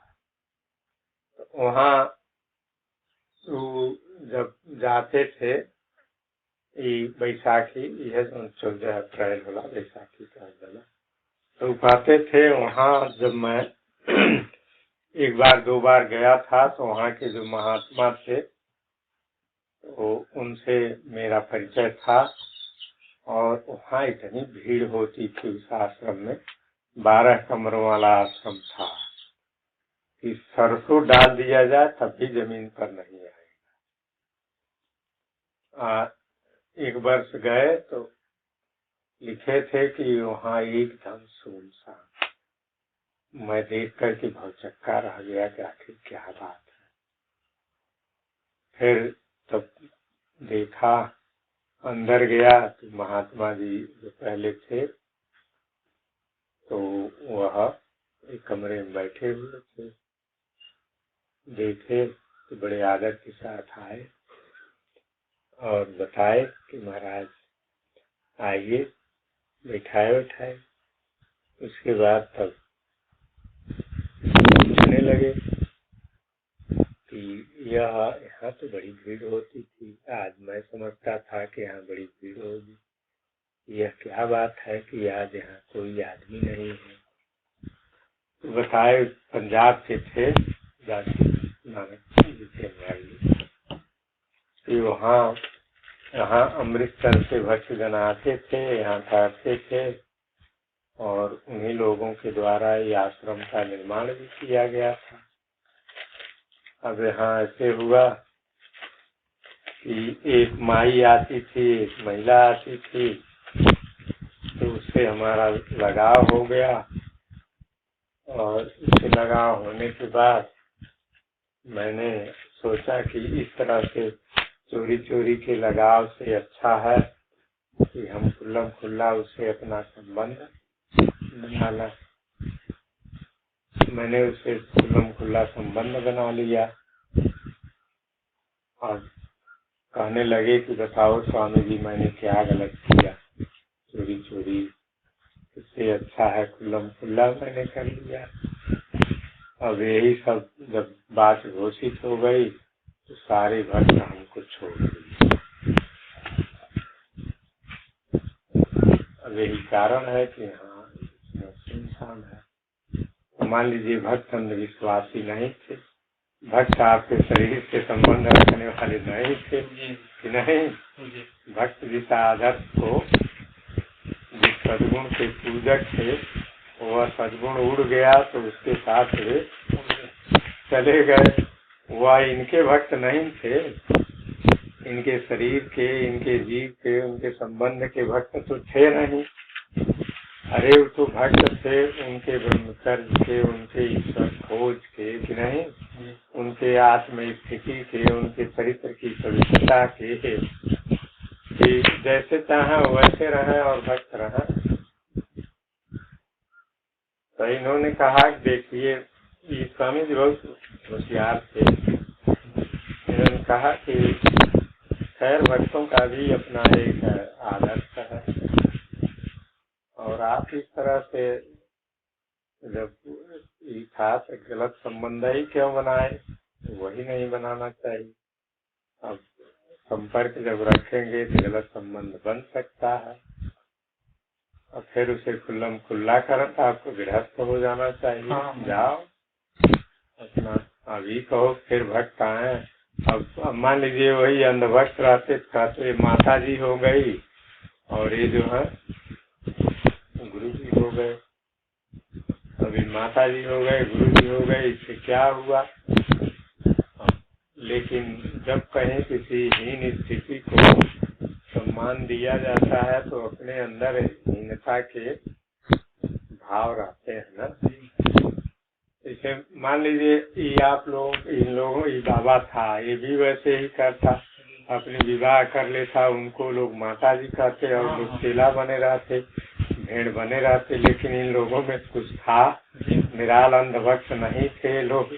ये लोग तो किसी इससे उच्चतर जीवन कुछ सत्य की इनकी धारणा थी। अभी गंवारुओं में यह धारणा नहीं होती है। ये तो हम लोगों की स्थिति है। इस स्थिति में तुम्हारा सामान्य जीवन है कि नहीं? नहीं तो वही होता, एक संगठन बनता, अब माता जी हो जाते, गुरु जी हो जाते और उनके इसी अंधविश्वास के, इसी अंधता के नाम पर वो अपना मौज मस्ती का सब साधन लेते और लोगों का भी लोग प्रचार करते नक्कट महंत की तरह से। अरे गुरु जी पहुँचे हुए हैं, जो चाहे वह कर दें, बस वहाँ चलो तो तुम। सामान्य लोगों में अपना निरीक्षण परीक्षण करके उसमें सत्य असत्य उचित अनुचित का निश्चय करके और स्वयं निर्णय लेने की क्षमता होती है थोड़ा। अरे किन्हीं में न होती है। वह उसका निरीक्षण परीक्षण करते हैं। यह स्थिति तो सामान्य की है भाई, यह स्थिति। लेकिन अब उस पर यह स्थिति थोपेंगे सब। और उसमें यह जरूरी नहीं है कि पढ़े लिखे ना हो, पढ़े लिखे भी लोग होते हैं। पढ़े लिखे। अब सतपाल के अनुयायियों में पढ़े लिखे लोग भी हैं। वो अपने को शिक्षित भी कहते हैं, लेकिन वे भी यही कहते हैं, शिक्षित वे कहले हैं कि वो लीला किए है। वो संसार को यही करने के लिए अपने मुक्त नहीं हुआ, संसार को मुक्ति के लिए भगवान पैदा कर रहा है। अरे सब वही क्या, ये सब आडम्बर है। मान लीजिए कहने के लिए तो आज के लोग बहका देते हैं, कह देते हैं कि अरे यह सब पुराने लोग करते थे, यह चाहे बहुत कहीं है, ये ब्राह्मणों की संकीर्णता थी, स्वार्थ प्रथा थी। इस तरह के भी लोग कह देते हैं। उनका जो साइंटिफिक रहस्य है उसे नहीं जानते हैं। सिद्ध पुरुषों के अलग नियम है, साधकों के अलग नियम है, जिज्ञासुओं के अलग नियम है कि नहीं? पर इन सब बातों पर तो ध्यान रखना ही चाहिए। अगर ध्यान न रखा जाए तो फिर मन विचलित हो जाता है। अपनी रहनी में, अपने अभ्यास में, रुचि में मन के पास अनेकों युक्तियाँ हैं, अनेकों उसके पास तर्क हैं, अनेकों उदाहरण हैं, है ना? मिल जाएंगे कि राजा जनक भी थे, वो गृहस्थी में रहते थे, फला भी ऋषि थे, तो वो भी इसी तरह के थे। भगवान कृष्ण तो खुद जो है कौन जज्बा कहता ना लोग लिखते, राधा के साथ रहते थे। जज लिखा है कि वो बिल्कुल वो जज, 2 जजों की पीठ थी, पंजाबी और एक का नाम भूल गए, दक्षिण, दोनों मिलकर के वो फैसला दिए हैं कि लिव इन रिलेशनशिप जायज है। उसमें उसने भगवान का वो नाम उसमें कोट कर दिया, राधा कृष्ण। और देखिए हम इसको ध्यान यह दे रहे हैं कि जब से ही वो क्या कहते हैं कांग्रेस में सोनिया गांधी हैं, तब से भारत में धर्म पे और ज्यादा कुछ हमला चालू हो गया। संस्कृति, यहाँ की परिवार व्यवस्था इतनी पवित्र, इतना सुदृढ़ और इतना एक उच्चतम आदर्श के प्राप्ति के लिए गठित है। अब इसको नष्ट करने का मतलब तो मानवता का ही नाश। दिल्ली तैयारी करते थे तो वहाँ पे 20% जरूर हम ऐसे लड़कों को देखते थे जो यहाँ से लड़कियाँ तैयारी करने गई हो, लड़के तो दोनों एक साथ रहना चालू कर देते थे और दोनों मिल करके पढ़ाई करते थे। अच्छा, उसमें भी देखिए पता नहीं भगवान की क्या मर्जी है कि उनका जो सिलेक्शन सफलता का रेशियो है वो ज्यादा है। अब वो बस सब और वहाँ पे फैल गया, बना लेने हुई है, कुछ होगा पढ़ने उड़ने में कुछ है, चाहे उनकी भाग्य वैसी होगी। वैसे जो उनके संबंध की सफलता है जीवन में वो तो बहुत कम होता है। काहे से वो एक समय पर और एक विशेष भाव के आधार पर न होता है। यहाँ जो पारिवारिक व्यवस्था थी वो जीवन के समग्र तत्वों के आधार पर न होता था, और उसमें सब नहीं रेशियो कोई होगा। अरे नहीं, उसमें जैसे पंजाब और हरियाणा वाले और उधर कुछ गुजरात बम्बई वाले भी इस तरह का सब किए हैं। खैर सिया में हरियाणा और इन्होंने तो ज्यादा चरित्र के पवित्रता पर ज्यादा जोर है, लेकिन जो कुछ दिल्ली तैयारी करने आते हैं तो घरा से तो मारे डर के कूचे जाने के भय से चरित्र बनाए रहते हैं, तो यहाँ जबकि वो देखे वाला ना ही रहला तब मतलब वो तुरंत सब उच्च श्रृंखल हो जाता है। हाँ, श्रृंखल तो हो सही है। मतलब ये है कि इसका कानून न है, लेकिन इस सांस्कृतिक कानून नहीं है। तो ये सब बातें हैं। इसके लिए आध्यात्मिक साधना के लिए जो कुछ बाहरी अपनी मान्यताएं हैं, मर्यादाएं हैं, वे भी कुछ सहायक होते हैं। उनमें अगर श्रृंखलता बरती जाए, जिसे मलबे पर बात आई कि ठीक है हम लगाएंगे, उससे क्या संख्या से मतलब मान लीजिए कोई कह सकता है कि क्या उससे संख्या से मतलब है, इससे क्या है, लेकिन उससे जो माला का संकेत है, माला के प्रति जो हमारा अनुशासन है, उद्देश्य है, अब एक जगह मन अगर अनुशासन का एक छोटे चीज में पालन नहीं करता है तो एक महान तत्व में अनुशासन का पालन कैसे करेगा, आशा नहीं की जा सकती है। इसीलिए इन सब बातों पर अपने जीवन को, चरित्र को पवित्र बनाने के लिए स्वयं सावधान रहना चाहिए। जी कुछ प्रश्न लिखे थे, तो एक का उत्तर अभी आप जो बताए तो उसे मिल गया हमको बीच में। इसमें लिखा था अधिकारी निरूपण में विवेक चूड़ामणि में 14 नंबर का लिखा था, हिंदी में लिखा है विशेषतः अधिकारी को ही फल सिद्धि होती है। अधिकारी मासास्ते फल सिद्धिर विशेषतः उपाया देश कालाद्या संत अस्मिन् सहकारिणः। तो देश काल आदि उपाय भी उसमें सहायक अवश्य होते हैं। हम ही लिखे थे प्रश्न में कि देश काल उपाय क्या है, तो आप ही बताए हैं। हाँ ऐसा हो ही गया, तो ऐसी की चर्चा ही। और एक इसमें था 19 नंबर में,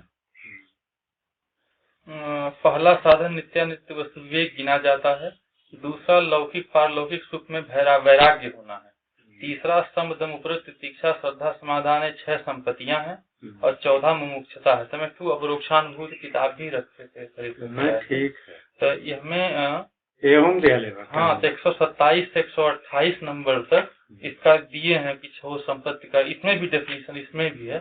लेकिन यह डेफिनेशन थोड़ा सा मतलब कम, इसकी डेफिनेशन भारी है, कुछ व्याख्या कर दिया बात।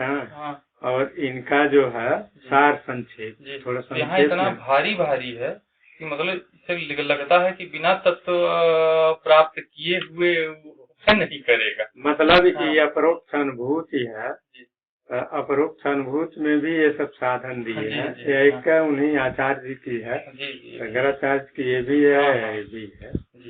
तो ये दोनों में इसमें कुछ उसे आध्यात्मिक दृष्टि से क्या क्या कौन कौन साधन है इनको बताया उन्होंने। मैंने सभी साधनों का आध्यात्मिक स्वरूप बताया, और इसमें भी वही है, सार बातों का उसमें थोड़ी सी व्याख्या कर दी है।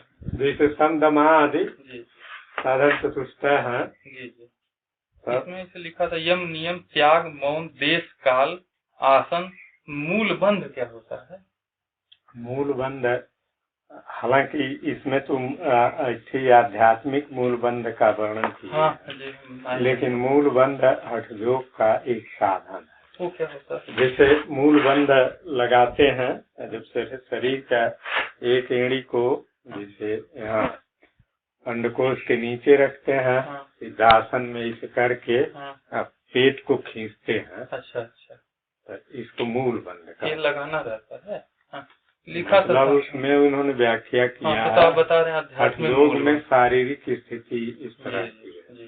मूल बंध है, उड्डीयान बंध है। अच्छा। उड्डीयान बंध में पूरा जैसे स्वामी रामदेव जी अपना लेते हैं, पूरा कर लेते हैं। जालंधर बंध, गटैया जाल, यहाँ नाड़ियों का जाल है तो उनको दबाते हैं, तो ये जालंधर बंध है। तो योग में इनको ये शारीरिक क्रिया है, और उसमें मूल बंध का वो अपना आध्यात्मिक रूप दिया है। देह की क्षमता और नेत्रों की स्थिति, तो देह की क्षमता हुई जो योग हमको बताए हैं उसके लिए। देह की क्षमता यही है कि मेरुदंड सीधा हो, गर्दन से सीधा हो, माने जो चेतना के स्थूल भौतिक रूप है जी जी उनमें कोई दबाव तनाव जी न हो, यह कहने का मतलब है। अब मूल बंध का इन्होंने आध्यात्मिक स्वरूप उसमें दिया है, सबका दिया है। सबका दिया। हाँ, वो हठयोग से संबंधित हाँ, हाँ।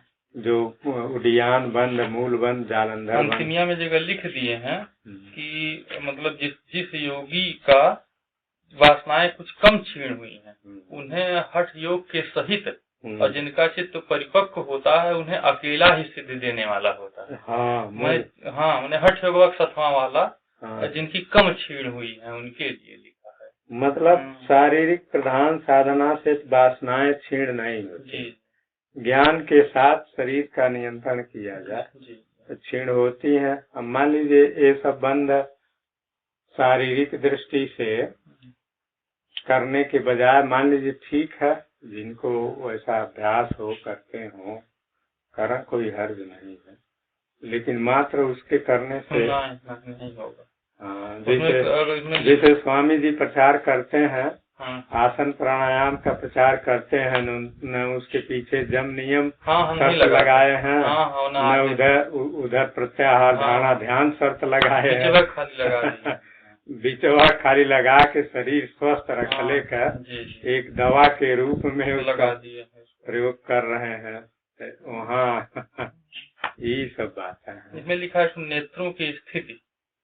हाँ, तो नेत्र की स्थिति जैसे नासाग्र दृष्टि किया जाता है, चाहे उन्मनी मुद्रा कहते हैं। क्या लिखा है उन्होंने? उन्मनी ना, खाली इतना लिखा है, नेत्रों की स्थिति खाली लिखा है। हाँ, तो नेत्र की स्थिति जैसे नेत्र अपने सहज संरचना में किस स्थिति में है, जैसे नाक पर अगर देखा जाए, अब नाक पर देखने के लिए नहीं, अगर नाक पर देखने की स्थिति में आंख को रखा जाए तो ये अपने सही स्थिति में, जैसे इनका शरीर में संरचना है, अच्छा वैसे रहता है, इनकी सहज स्थिति रहती है। तो इसीलिए नासाग्र दृष्टि कहा गया है। आधा उन्मीलित नेत्र हो, माने हल्का सा हल्का। उसके बाद लिखा है प्राणायाम, प्रत्याहार, धारणा, ध्यान, समाधि। ये तो आप बताए थे। मतलब यह है कि ये अपना आध्यात्मिक दृष्टि से इसमें दिए हैं। अब हम पढ़ लेते कि हाँ हमारे इसमें ये में याद नहीं।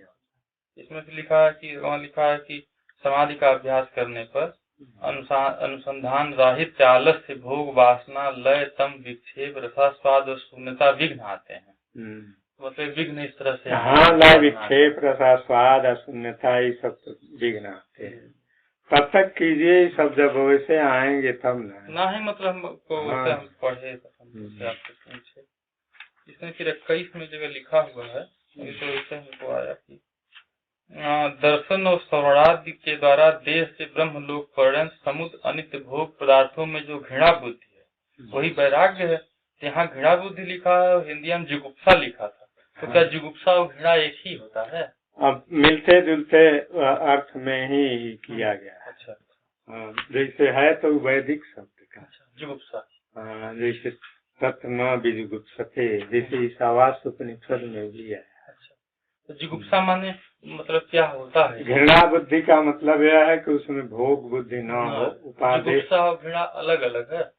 हाँ, घृणा मान लीजिए मानसिक वृत्ति है, और वहाँ जुगुप्सा का मतलब यह होगा वह त्याग तो हो मन से, लेकिन उसका यथार्थ जान करके कि इसमें वह गुण है जी। इस रूप में थोड़ा गहरा अर्थ लाता है।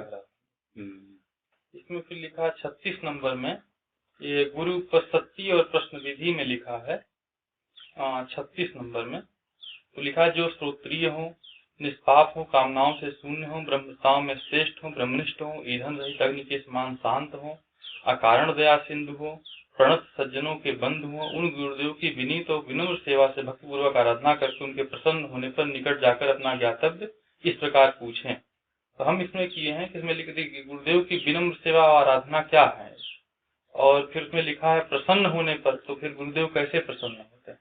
मतलब यह है कि यह जो ग्रंथ लिखा गया है भारतीय संस्कृति की अपनी जो परंपरा रही है, जैसे समाज की व्यवस्था रही है, आश्रम व्यवस्था,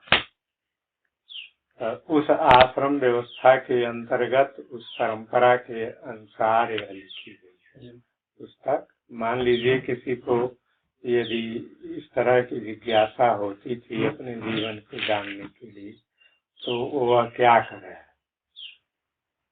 अब उसके लिए मान लीजिए मनमाना कुछ करने लगा, तो मनमाना अर्थ करेगा जो उसको रुचि आएगी, जो स्वच्छंदता में सुखद लगेगा, जिसे आजकल की स्थिति है। जिसे आजकल की स्थिति है अपने समाज में, जिसको जहीं रुचिकर लगा उसी में चला गया, मनमुख बना। हाँ, मनमुख बन गए। जहाँ उनको अच्छा लगा तो निरंकारी बन गए, उनको अच्छा लगा तो कोई कुछ बन गया, कोई कुछ बन गया, है ना। लेकिन यहाँ जो भारतीय आश्रम व्यवस्था, वर्ण व्यवस्था थी, तो उस आश्रम व्यवस्था में यदि उसे मान लीजिए, तो सबका कर्तव्य एक जैसे था कि वह अपने जीवन में अपने आत्मा का साक्षात्कार करे। तो अब यदि उसे आत्म साक्षात्कार की आवश्यकता महसूस होती है तो वह कहाँ जाए। तो अब वहाँ उन्होंने बताया श्रोत्रियम, ना, ब्रह्मनिष्ठम, वह श्रोत्रिय हो, वह करुणा सिंधु हो, निरंजन अग्नि के समान, वह निष्काम हो। तो मान लीजिए यह एक वैसे ब्रह्मज्ञ पुरुष का आदर्श लक्षण बताया गया है। अब मान लीजिए अब इस ग्रंथ के आदर्श के अनुसार ही श्रोत्रिय ब्रह्मनिष्ठ, श्रोत्रिय माने जो श्रुतियों का ज्ञाता है, मान लिया जाए जो श्रुतियों का ज्ञाता हो, तो यहाँ का वेद या श्रुति आदर्श थे, इसलिए जो उनका ज्ञाता होगा वो ब्रह्मनिष्ठ हो। फिर सिर्फ श्रोत्रिय न हो, ब्रह्म में उसकी स्थिति, वह निरंजन अग्नि के समान, वह निष्काम हो, करुणा सिंधु हो। करुणा सिंधु माने जीवों के कल्याण की इच्छा रखने वाला हो। तो एक आदर्श रूप रखा गया कि उसको किसके पास जाएं। तो बहुत से बाजारू गुरु मिल जाएंगे, इसलिए कुछ लक्षण बताया गया है ना। और वहाँ जा करके तब क्या करें, उनकी सेवा क्या करें। मान लीजिए अब उनकी सेवा क्या है। अब सेवा के लिए तो बहुत कुछ सेवा, शराबी को शराब पिला देना सेवा है। बारात में बारात आती है तो लोग कहते हैं हमारी बारात का बढ़िया से सेवा होना चाहिए। तो उस सेवा का स्वरूप क्या है, तो जितना मीठ हो और जितना मदिरा हो वह भरपूर हमें मिलना चाहिए। यह सेवा नहीं, सेवा वह है कि सेव्य और सेवक दोनों का उत्थान हो। जैसे दान वह श्रेष्ठ है, दाता और ग्रहीता दोनों को संतोष दे, दोनों को उन्नत कर है। वैसे ही सेवा वह है कि जो सेव्य का और सेवक का, मान लीजिए उन दोनों के जीवन को उन्नत बनाए। जो भी उसके मन में पसंद आया वही उसे पूरा करना, यह सेवा नहीं। अब मान लीजिए ऐसे व्यक्ति को समर्पित भी किया जाए, जिसे पुराणों की कथाएं इसीलिए कथा रूप में, उदाहरण के रूप में बहुत जगह इसे लिखा गया है। मान लीजिए बलि थे, तो बलि राजा उनके गुरु शुक्राचार्य थे, तो शुक्राचार्य जी की बात वह नहीं माने। वह जानते थे कि अगर विष्णु ही होगा, परमात्मा ही होगा, तो फिर हमारे राज्य से बड़ी चीज है परमात्मा। माने यदि उसे पक्का हो जाए कि यह विष्णु ही है, यह परमात्मा ही है, तो वह भले हमारा राज्य ले लेगा, वह हमको मिल जाएगा, तो हमसे हमारे लिए एक बड़ी चीज न मिल जाएगा। तो इसलिए उसने गुरु की अपनी उपेक्षा कर दिया। लेकिन अब इसका मतलब यह थोड़ा कि कोई भी व्यक्ति अपने एक गुरु नाम रख ले और एक चेला और जो चाहे सो करे और जो चाहे सो मांगे, यह गुरु शिष्य का। इसीलिए वहाँ निरिंधन अग्नि के समान, ऐसी अग्नि जिसमें ईंधन न हो, माने धुआं धक्कर, बिल्कुल स्वच्छ अग्नि के समान निष्काम हो, कोई कामना न हो। माने कोई कामना अगर होगी तो किस स्तर की कामना होगी? अपने आप अगर वह परिपूर्ण है, परिपूर्ण तो अपना स्वभाव है, अपने स्वभाव में परिपूर्ण है, तो बाहरी चीजों की कामना क्यों करने लगेगा? तो ये सब लक्षण बतलाए गए हैं उस समय के। अब मान लीजिए जैसे सामान्य लोगों को एक गुरु जी एक को शिष्य बनाने लगे, अब तो मर गई ना वो, यहाँ रख रहना बाबा इच्छा बिल्कुल, तो वो गुरु जी वो साधु मर गई ना, तो वो जब उनके शिष्य बनावे लगना तो मंडप उंडप अपन बनौले रहना, तो उनमें जो बा जब वो शिष्य बनौना तो कहना देखो हमके एक तो है साइकिल दे दो, तब गुरु दक्षिणा में तब हम ही रहो, नहीं तो हम माता। तो कहना अरे महाराज लड़का हमार पढ़े जाला और वही खातिर हम साइकिलिया खरीद ली, और उस समय हम साइकिलिया 1200 से 1500 मिलत रहा, इतना हमारे पास कि फिर हम जल्दी तैयार कर पाए, तो एक ही खातिर हमकी माफी दी। कहना ना है ऐसी ना है, नहीं पाए तो कहना महाराज राज अंत में महसूस के अंधभक्त रहना कहना महाराज दे दिया। मान लिया जा वैसा रह तो कह तो महाराज अब तैयार होके देंगे हम कि अब वो लायक हो जाए देंगे। तब मंत्र ले अरे साइकिल से या भक्ति से कौन संबंध बात है?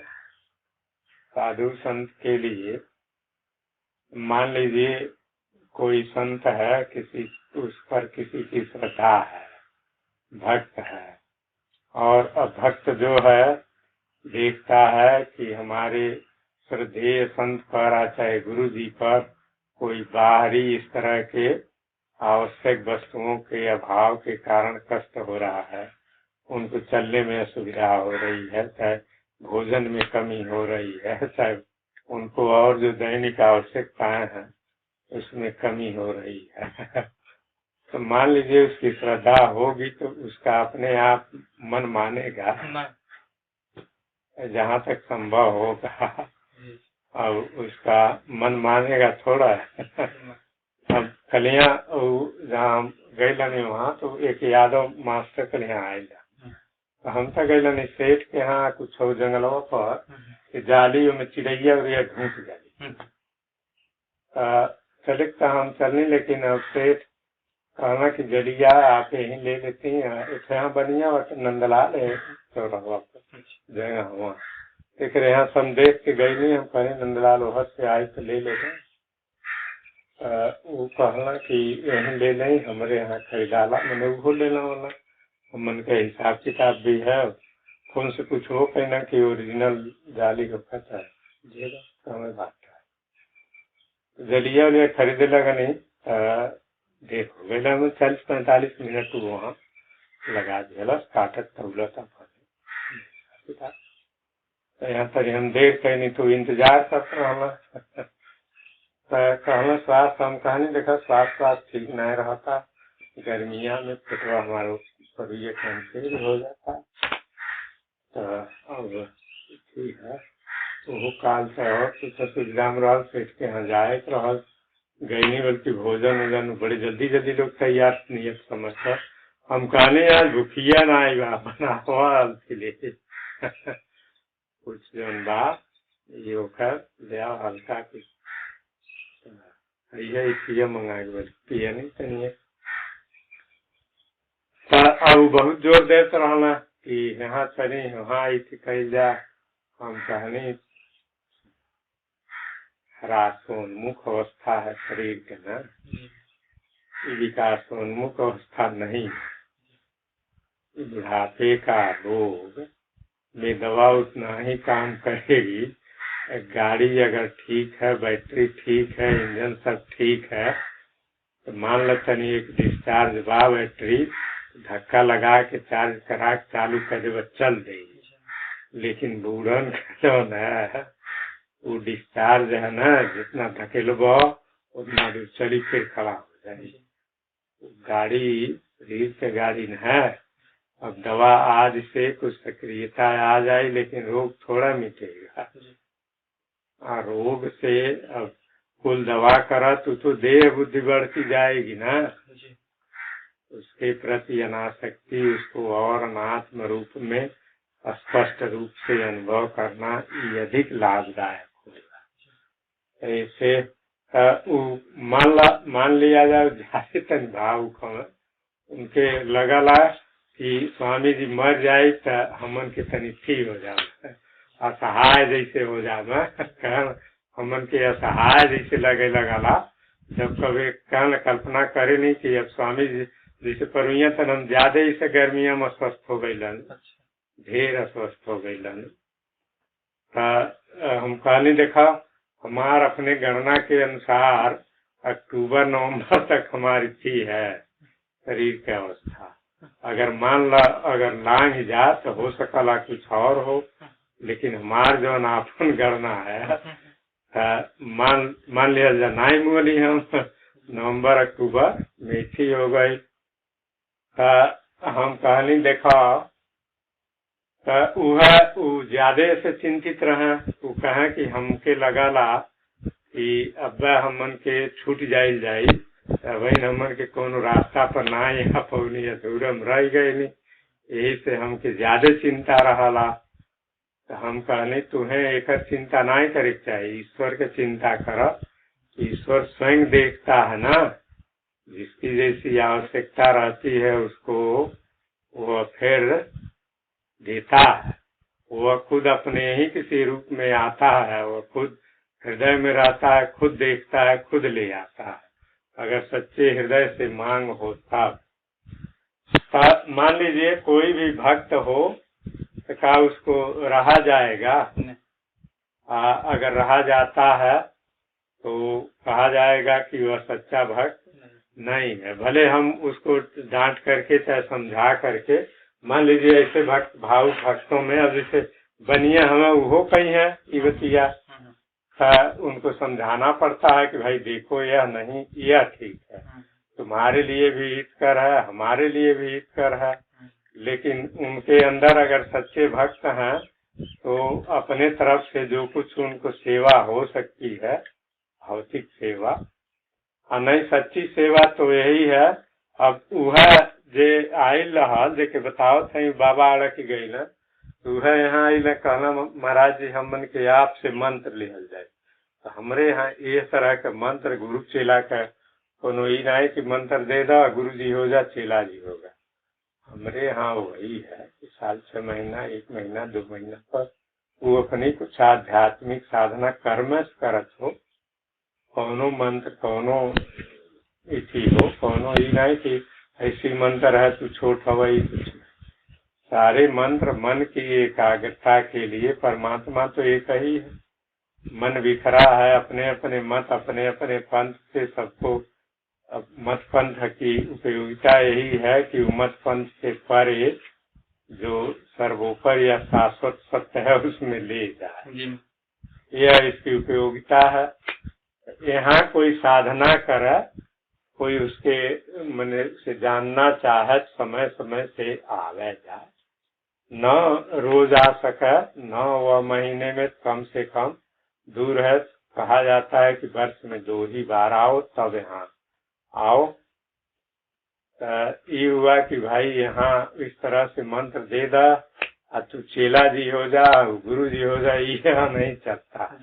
यहाँ पाठशाला है, यहाँ किसी मत पंथ का कोई भी जिज्ञासु आए, जैसी उसकी आवश्यकता है, अगर हमसे संभव है तो हम उसका इसमें सहयोग करेंगे। चाहे वो गुरु जी का है, चाहे सहयोगी का है, चाहे एक आध्यात्मिक मार्गदर्शक जो भी उसको, चाहे प्रेरक जो भी उसको सूझे वह कहे।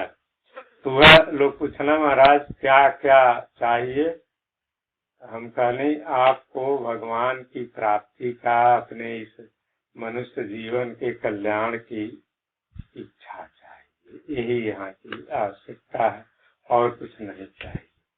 हमारा वह बतावे लगना तब हम बाबा थैसी थी कहना इतना चला चाहिए, इतना भंडारा चाहिए। हम कहनी वो सब अलग उनकी बात है। वो लोग एक व्यवहारिक जो धर्म के रूप में प्रचलन है कि इतना भंडारा, इतना चला, इतना दक्षिणा, तो वे बतावे लगना हड़क गई ना। अब चेलो रोवे लगना राम वृक्ष दास साधु परिचय रहल बदवा मगर लगवा वह कहना रोवे लगनी। लेकिन गुरु जी के नाय जब दया आए हम कहने ले लिया जा बता। तब मान लीजिए यहाँ तो ये कोई गुरु शिष्य का संबंध है, यह संबंध अच्छा संबंध वही है, सही सेवा वही है। जैसे तुलसीदास जी नहीं कहते हैं आज्ञा समन सुसाहिब सेवा, और वही एक व्यक्ति है उन आदर्शों को अपने जीवन में कठिनाई सह करके पालन कर लेता है ना। उसकी आध्यात्मिक रुचि बनी रहती है, वह सत्य की ओर अग्रसर होता जाता है। उससे जितना गुरु को सुख मिलेगा उतना सुख रुपया पैसा देने से नहीं मिलेगा। रुपया पैसा तो लोभी होगा ना, संसारी सुख वाला तो भोगी होगा। उसका आदर्श तो वही होगा, उसकी संपदा तो वही होगी विवेक वैराग्य। जितना ही उसका विवेक वैराग्य बढ़ेगा उतना ही उसकी सच्ची सेवा होगी। मान लीजिए प्राचीन आदर्श थे, अब उन आदर्शों की कसौटी पर अगर किसी को कसा जाए तो कोई मिलेगा भी नहीं। सामान्य व्यक्ति की कसौटी करने की तो क्षमता तब होगी जब उससे वह ऊंचा हो तब न। इसलिए अपने यहाँ की परंपरा है जो शिष्टानुशिष्ट परंपरा। जैसे उस दिन मैंने नहीं कहा कि हम लोग जो ऋषियों की परंपरा है, जो अपने वेद शास्त्र या प्राचीन परंपरा है, अब उसी के माध्यम से हम लोग सत्य या चाहे परमात्मा की खोज करने को ज्यादा श्रेष्ठ समझते हैं। और सब पंथ भी इसमें आ जाते हैं। लेकिन यह मान लीजिए यह एक परंपरा बनी है, इस पर अनेकों लोग अनेकों युगों से गए हैं। इस पर भी तो एक श्रद्धा है ना कि आखिर यह गलत होता तो खत्म कर दिया गया। ये तो कोई मूर्ख है, कोई लोग कह देते हैं अरे वो अंधी परम भवनन के खेल है, ठीक है। अरे जितना भवनन के खेल बा तू जान जाइबा, तू खेल समझ जाइबा, छोड़ दिया जो खेल तुम्हें बुझाई तुम ऋषि हो जाइए, खेल बुझाई छोड़ दिया भाई किना है। अनाय बिना कहला तो द्वेष बस बिना अनुसंधान के बिना में खोज किए उसके जाने ही छोड़ दें तो क्या कहा जाए, उस सत्य से वंचित हो जाएंगे ना।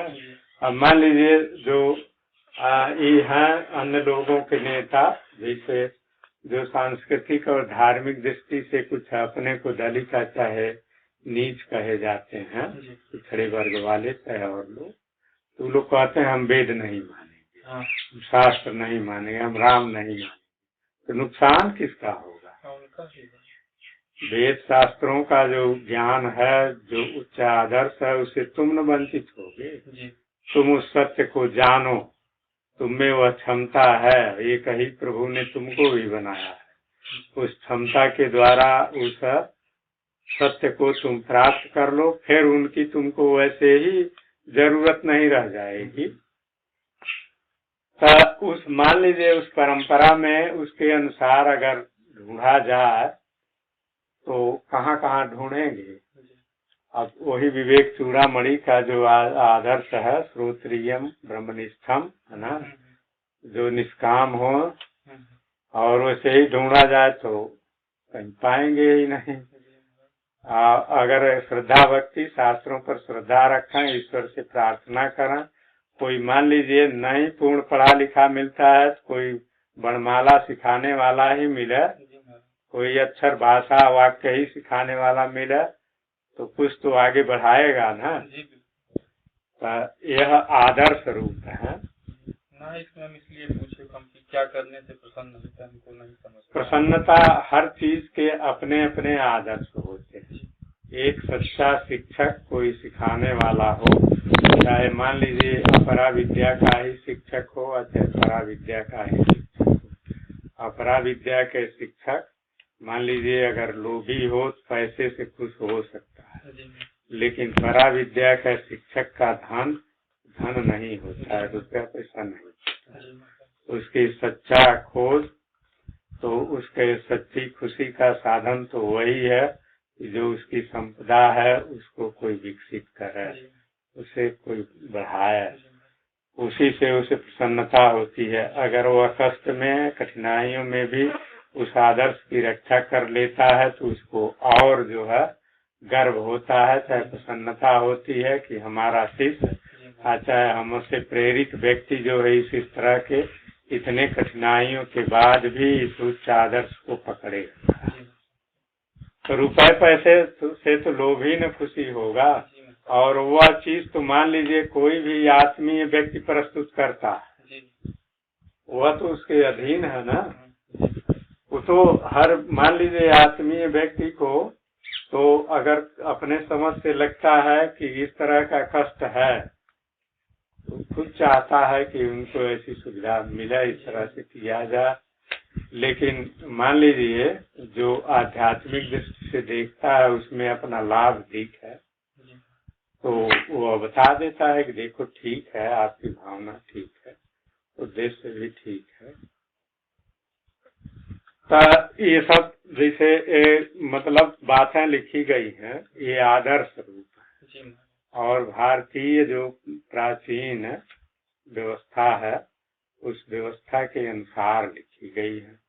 उसमें जहाँ रूढ़ अर्थ है, जैसे मान लीजिए कहीं ब्राह्मण अर्थ लोग तो जन्मगत ले लेते हैं, उस अर्थ में नहीं है। हाँ, वहाँ आध्यात्मिक अर्थ है उसका, है ना। शूद्र कहा गया है, जैसे शूद्र कहा गया है तो शूद्र का अर्थ है जन्म से जैसे देह में आत्मबुद्धि रहती है तो वह शूद्र है। अब ब्राह्मण कौन है? ब्रह्म में आत्मबुद्धि हुई तो वह ब्राह्मण है। उनका आध्यात्मिक अर्थ है। मान लीजिए तो हमारी एक सामाजिक पहचान के लिए न बना दिया गया। अब उसका अगर महत्व है तो सामाजिक पहचान के अर्थ में ही उसका कुछ अर्थ है, प्रयोजन है कि नहीं। जैसे लोक में अब यह थोड़ा है कि जो लोक में अपने को ब्राह्मण कह दिया तो वह विवेक चूड़ामणि या उपनिषद के ब्राह्मणत्व का अधिकारी हो गया, या सृष्टि का नियम उसको वह फल दे देगा। मतलब उस अध्यात्म शास्त्र का अर्थ है तो उसके अनुसार उसके इसमें अर्थ लेना चाहिए। मतलब इसमें एक प्रश्न और है, लेकिन प्रश्न बहुत बड़ा है, थक गए हैं तो इसमें प्रश्न निरूपण में लिखा है कि बंध क्या है, यह कैसे हुआ, इसकी स्थिति कैसे है और इससे मोक्ष कैसे मिल सकता है, अनात्मा क्या है, परमात्मा किसे कहते हैं और उसका विवेक यानी पार्थक्य ज्ञान कैसे होता है, ये इसका में लिख दिया है। ठीक है उठे को नाम बंधो कस्मिन इटे वो सब वेदांत कहती है। वो 5 प्रश्न उसमें है। वही हरो ढेर प्रश्न बाटा। अब हम खुद वो प्रश्न के बताए जितना आप पढ़ चुके हैं उसमें भी कई प्रश्न है। मान लीजिए प्रश्न नहीं आया है, उसका यथार्थ रूप क्या है, उसको किस रूप में अंतर चेतना में धारण करना चाहिए, है ना। इसे एक तरह से सरसरी प्रश्न है। आप नहीं जान पाओ। हाँ, उसका नहीं समझ पाएंगे। विसाधन चतुष्टय में है, अधिकारी निरूपण में है।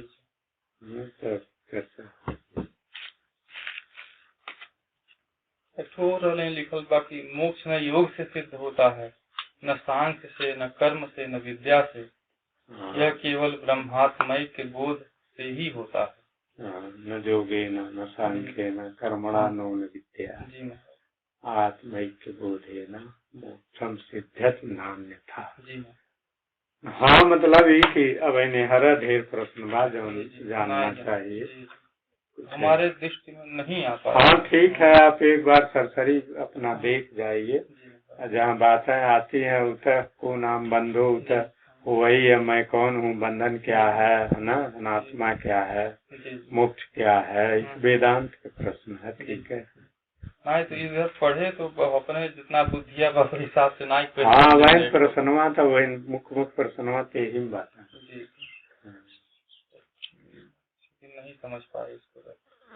आप मान लीजिए एक बार पूरा अपना देख लीजिए, फिर समय समय से ये वेदांत का एक सांचा है, मैंने सारी बातें थोड़े में कर दी गई। हाँ, जितना अपना उपनिषद के वेदांत है उसमें सब बातें अब एक उसका प्रारूप दे दिया गया है। अब इसी प्रारूप के कसौटी पर आप कुछ भी पढ़ेंगे, कोई भी उपनिषद पढ़ेंगे, उनसे उनका मिलान करना है, उससे मालूम हो जाएगा कि हाँ उपनिषद क्या कह रहा है। इधर तो अब थक गए होंगे। एक प्रश्न है, थोड़ा सा कुछ एक बात बता दीजिए। इसमें लिखा है कठ उपनिषद के 2वीं वल्ली में प्रथम अध्याय में 2 नंबर का जो वो है, वही सब का शुरुआत में लिखे हैं, अभी देख के बता रहे हैं उनसे लिखे पाठ।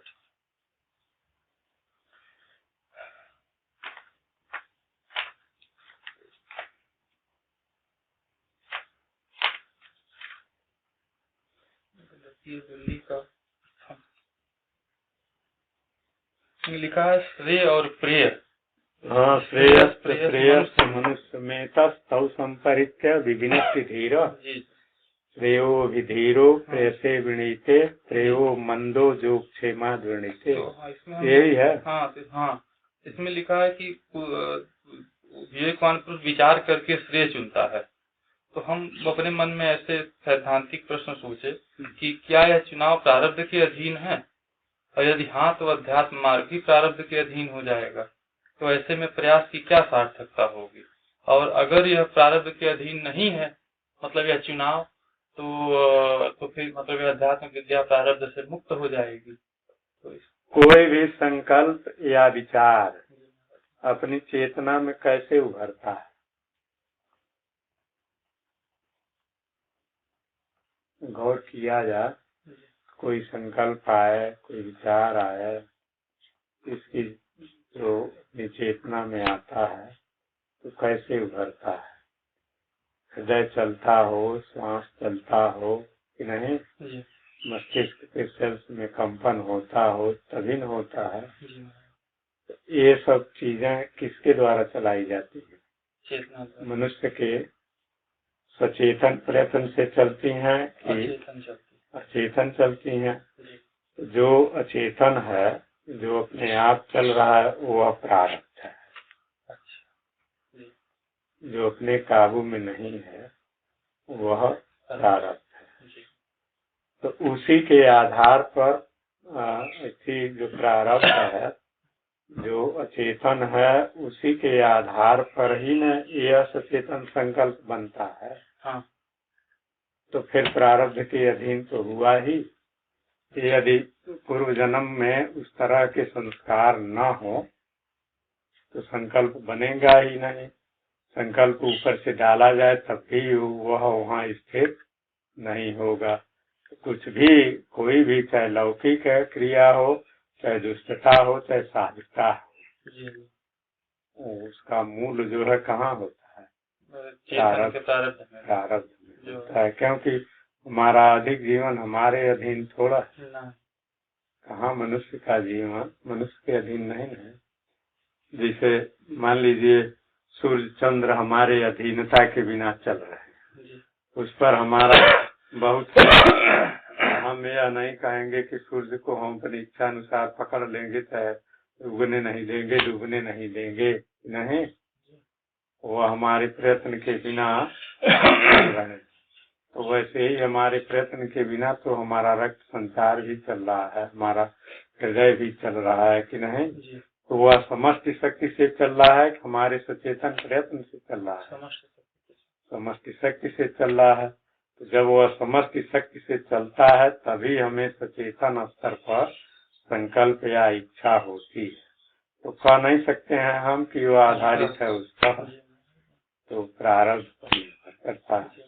कोई कहता है वे पहले बहुत हीन रहे, बहुत लखैरा रहे, बहुत आवारा, बहुत विषयी रहे, लेकिन फिर सुधार आया। जैसे मान लीजिए कथाओं में वाल्मीकि जी का लिया जाए तो वाल्मीकि जी मात्र अकस्मात ऋषियों के आ जाने से बन गए नहीं। ऋषियों के आ जाना ही उनके इस संस्कार की समाप्ति का सूचक है। जो उनके डकैतपने का संस्कार था, जो उनके क्रूरता लुटेरेपन का संस्कार था, उसकी समाप्ति हुई, खत्म हुआ उसका संस्कार, उसका वेग, उसकी ऊर्जा, और ऋषियों का आना उनके इस संस्कार की शुरुआत हुई। अगर उनके उस पूर्व प्रकृति में नहीं रहता, 70 ऋषि नहीं, कोई भी ऋषि आते, 70 ऋषि आते तब भी कुछ असर नहीं पड़ता। जो भीतर रहता वही न व्यक्त होता है। ये तो वैसे भी मतलब विचार किया जा सकता है, गंभीरता से अपनी सत्ता को देखा जाए तो देखा जाता है कि शरीर का यह जीवन जैसे समष्टि शक्ति के अधीन ही चल रहा है। समष्टि जब चलाती है तो वही समष्टि हमको अपने स्वाधीन चिंतन, स्वाधीन संकल्प और इच्छा के लिए थोड़ा सा स्वाधीनता दी है, उसी का दिया हुआ है। वही न दे, बंद कर दे तो हमारा स्वाधीन कहाँ रहेगा? कुछ नहीं रहेगा न। तो इसलिए वह प्रारब्ध पर कहा जाएगा। अब कोई कहे कि प्रारब्ध रहते हुए अगर मान लीजिए प्रबल प्रारब्ध हो, योग में ऐसे है, योग ग्रंथ योग सूत्र पतंजलि का है कि नहीं है? केकर ऋषि हुई व्यास भाष्य कौन भाष्य है? भाष्य वाला ना हमरे लगे खाली मतलब यह गीता प्रेस वाला का इनका वाला कोनो आप बताएं जो अच्छा हो तो। वो दिन भाव प्रकाश निघंट ले लिए तो 500 रुपया किताब गया। 500 ना? हाँ ना ले किताब जो बात धन बोले तो खरीद ले। और चरक संहिता 2 वॉल्यूम में बात वो बहुत महंगा बा, तो बाद में खरीदा। लेकिन मतलब हम जानता नहीं 800 या 100। हाँ वो 2 वॉल्यूम। अरे हम जानता नहीं, हमारे 5 के 4 के 6 के खरीदल है 800 कुछ 100 रुपया मंगौले। हाँ 100 का है रुपया पैसा। जैसे मान लीजिए को रोज नहीं पढ़ते हैं लेकिन कभी जरूरत पड़ती है। नहीं, जैसे आदमी पैंट बुशर्ट खरीदल तो हम वह खरीदब भाई वही वो है ना, तब वही मतलब ये है कि नहीं कभी मान लीजिए जरूरत पड़ती है। अब जरूरत पड़ी, जैसे यही थी आयुर्वेद के ग्रंथों में, जैसे नैष्ठिकी चिकित्सा वह चिकित्सा है जिसमें जन्म जरा व्याधि से ही मुक्ति हो जाए। तो अब उस चिकित्सा में ही आध्यात्मिक साधना है। उनकी यह योग की ऋतंभरा प्रज्ञा है तो उनकी सत्या बुद्धि है। जो ऋतंभरा प्रज्ञा के लक्षण है वह सत्या बुद्धि के लक्षण है ना।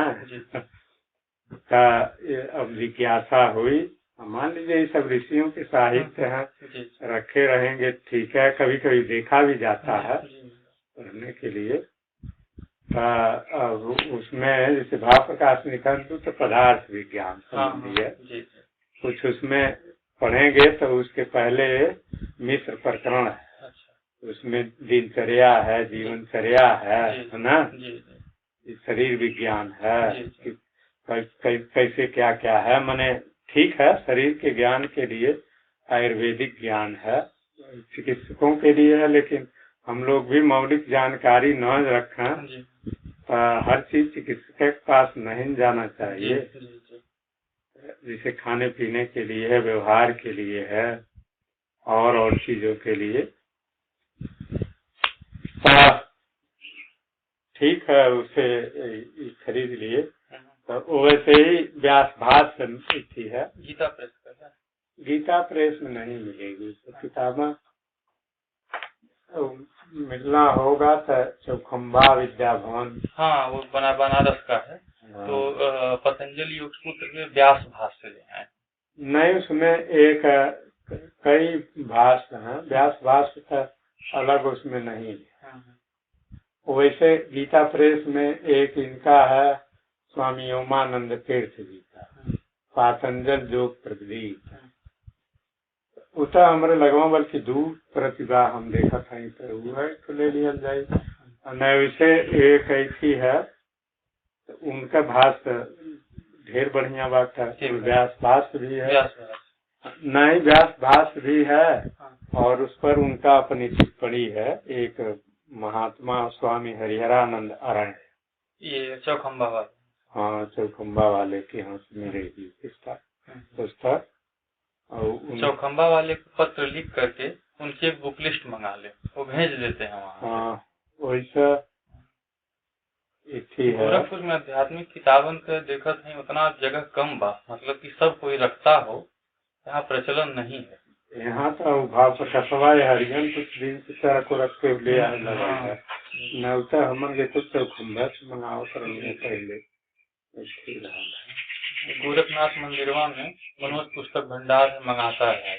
हाँ हाँ, उसका एक मंगा। हाँ, वो हमसे कहे हैं कि हमें पिछवा रहल है विवेक चूड़ामणि में आदिगुरु शंकराचार्य की लिखी किताबों का माँ, हम कहे ये कुल मंगा दा, तो कहा है इस अगले इतवार को मंगा दे। ठीक है, जैसे ठीक है, पढ़िए तो पुस्तक इतनी बस आती रहेंगी जैसे दिन की जरूरत पड़ेगी।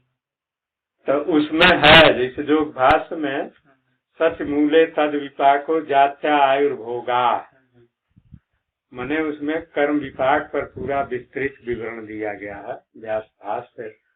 उस पर स्वामी जी का हरिहरानंद की टीका भी विस्तार से उन्होंने किया। अब पूरा भाष्य पूरा 2 पृष्ठ में बाहर है, तो उसमें उन्होंने दिया सत्य मूले तद विपाको, कर्म विपाक, कर्म माने 3 तरह के, नियत विपाक, अनियत विपाक। एक जो है क्या माने नियत विपाक वे कर्म हैं जो अपने फल को देने के लिए स्वतंत्र होते हैं, वे फल उत्पन्न करने के लिए जो परिस्थिति चाहिए, घटना चाहिए, संपर्क चाहिए, सब पैदा कर लेते हैं, माने नियत विपाक अनिवार्य था। एक अनियत विपाक है, अनियत विपाक क्षीण फल वाले होते हैं।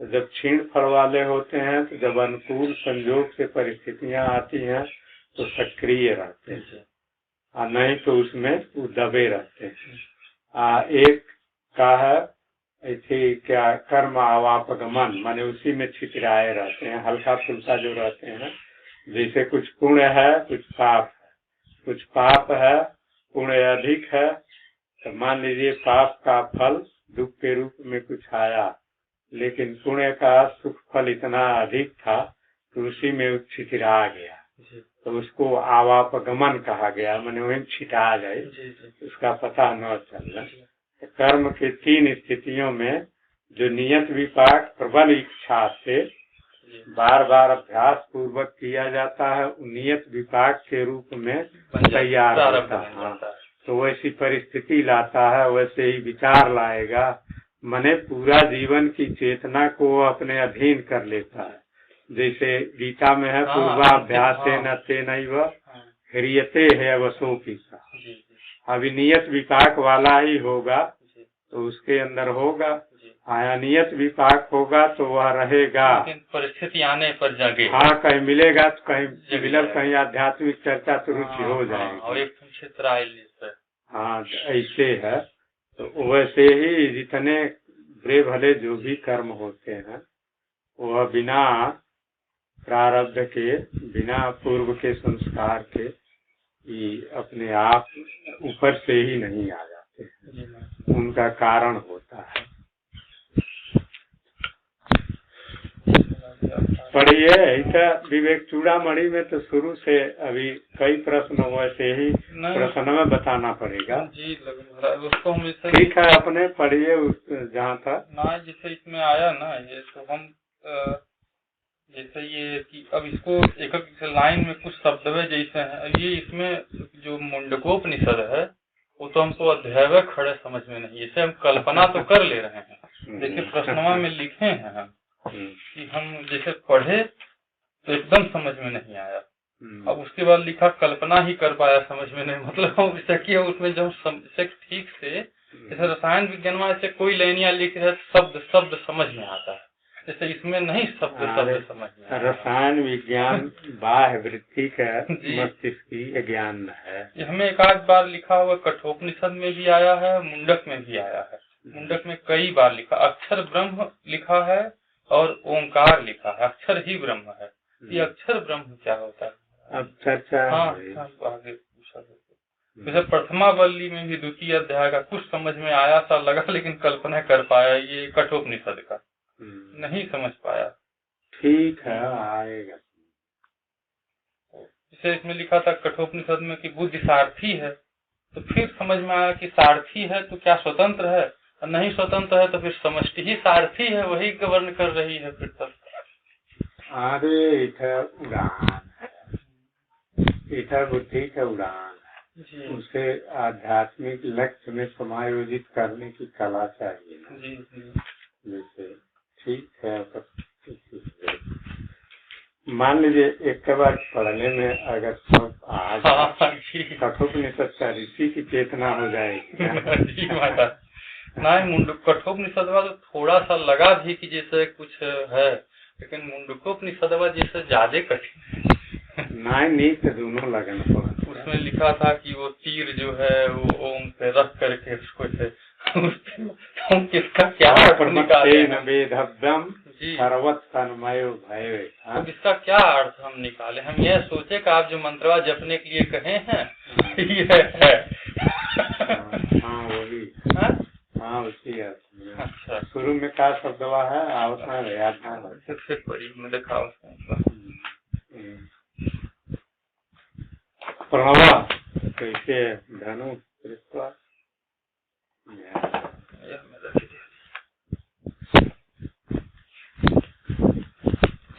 प्रणवा धनु सरो है आत्मा। हाँ ब्रह्म तल्लक्ष्य मुच्यते अप्रमत्तेन वेदव्यम सर्वत तन्मय। हाँ तन्मय करके, हाँ ऐसे तन्मय हाँ, यही अर्थ में श्वेताश्वतर में भी। अच्छा, इसी अर्थ में कि उसको उत्तरारणी करो, उसको अधरारणी करो।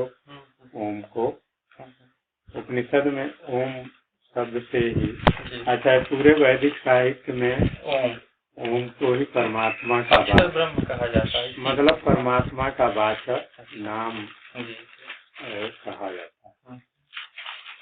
कहा नहीं जाता, वही है भी। नहीं विवेक चूड़ामणि ये नहीं, अब साधना करनी ही है। मान लीजिए एक ही दिन में न सब खपेगा न सब खपेगा, कुछ ऐसे ही जैसे थोड़ा थोड़ा ऐसे ही ना होगा। तो ठीक है, वैसे पढ़िए। मान लीजिए अब तक कई सालों तो बीत गया या जाने भी नहीं कि क्या हमारा साहित्य है, क्या हमारा बिल्कुल कुछ नहीं महाराज, वंचित नहीं, कम से कम जानना चाहिए।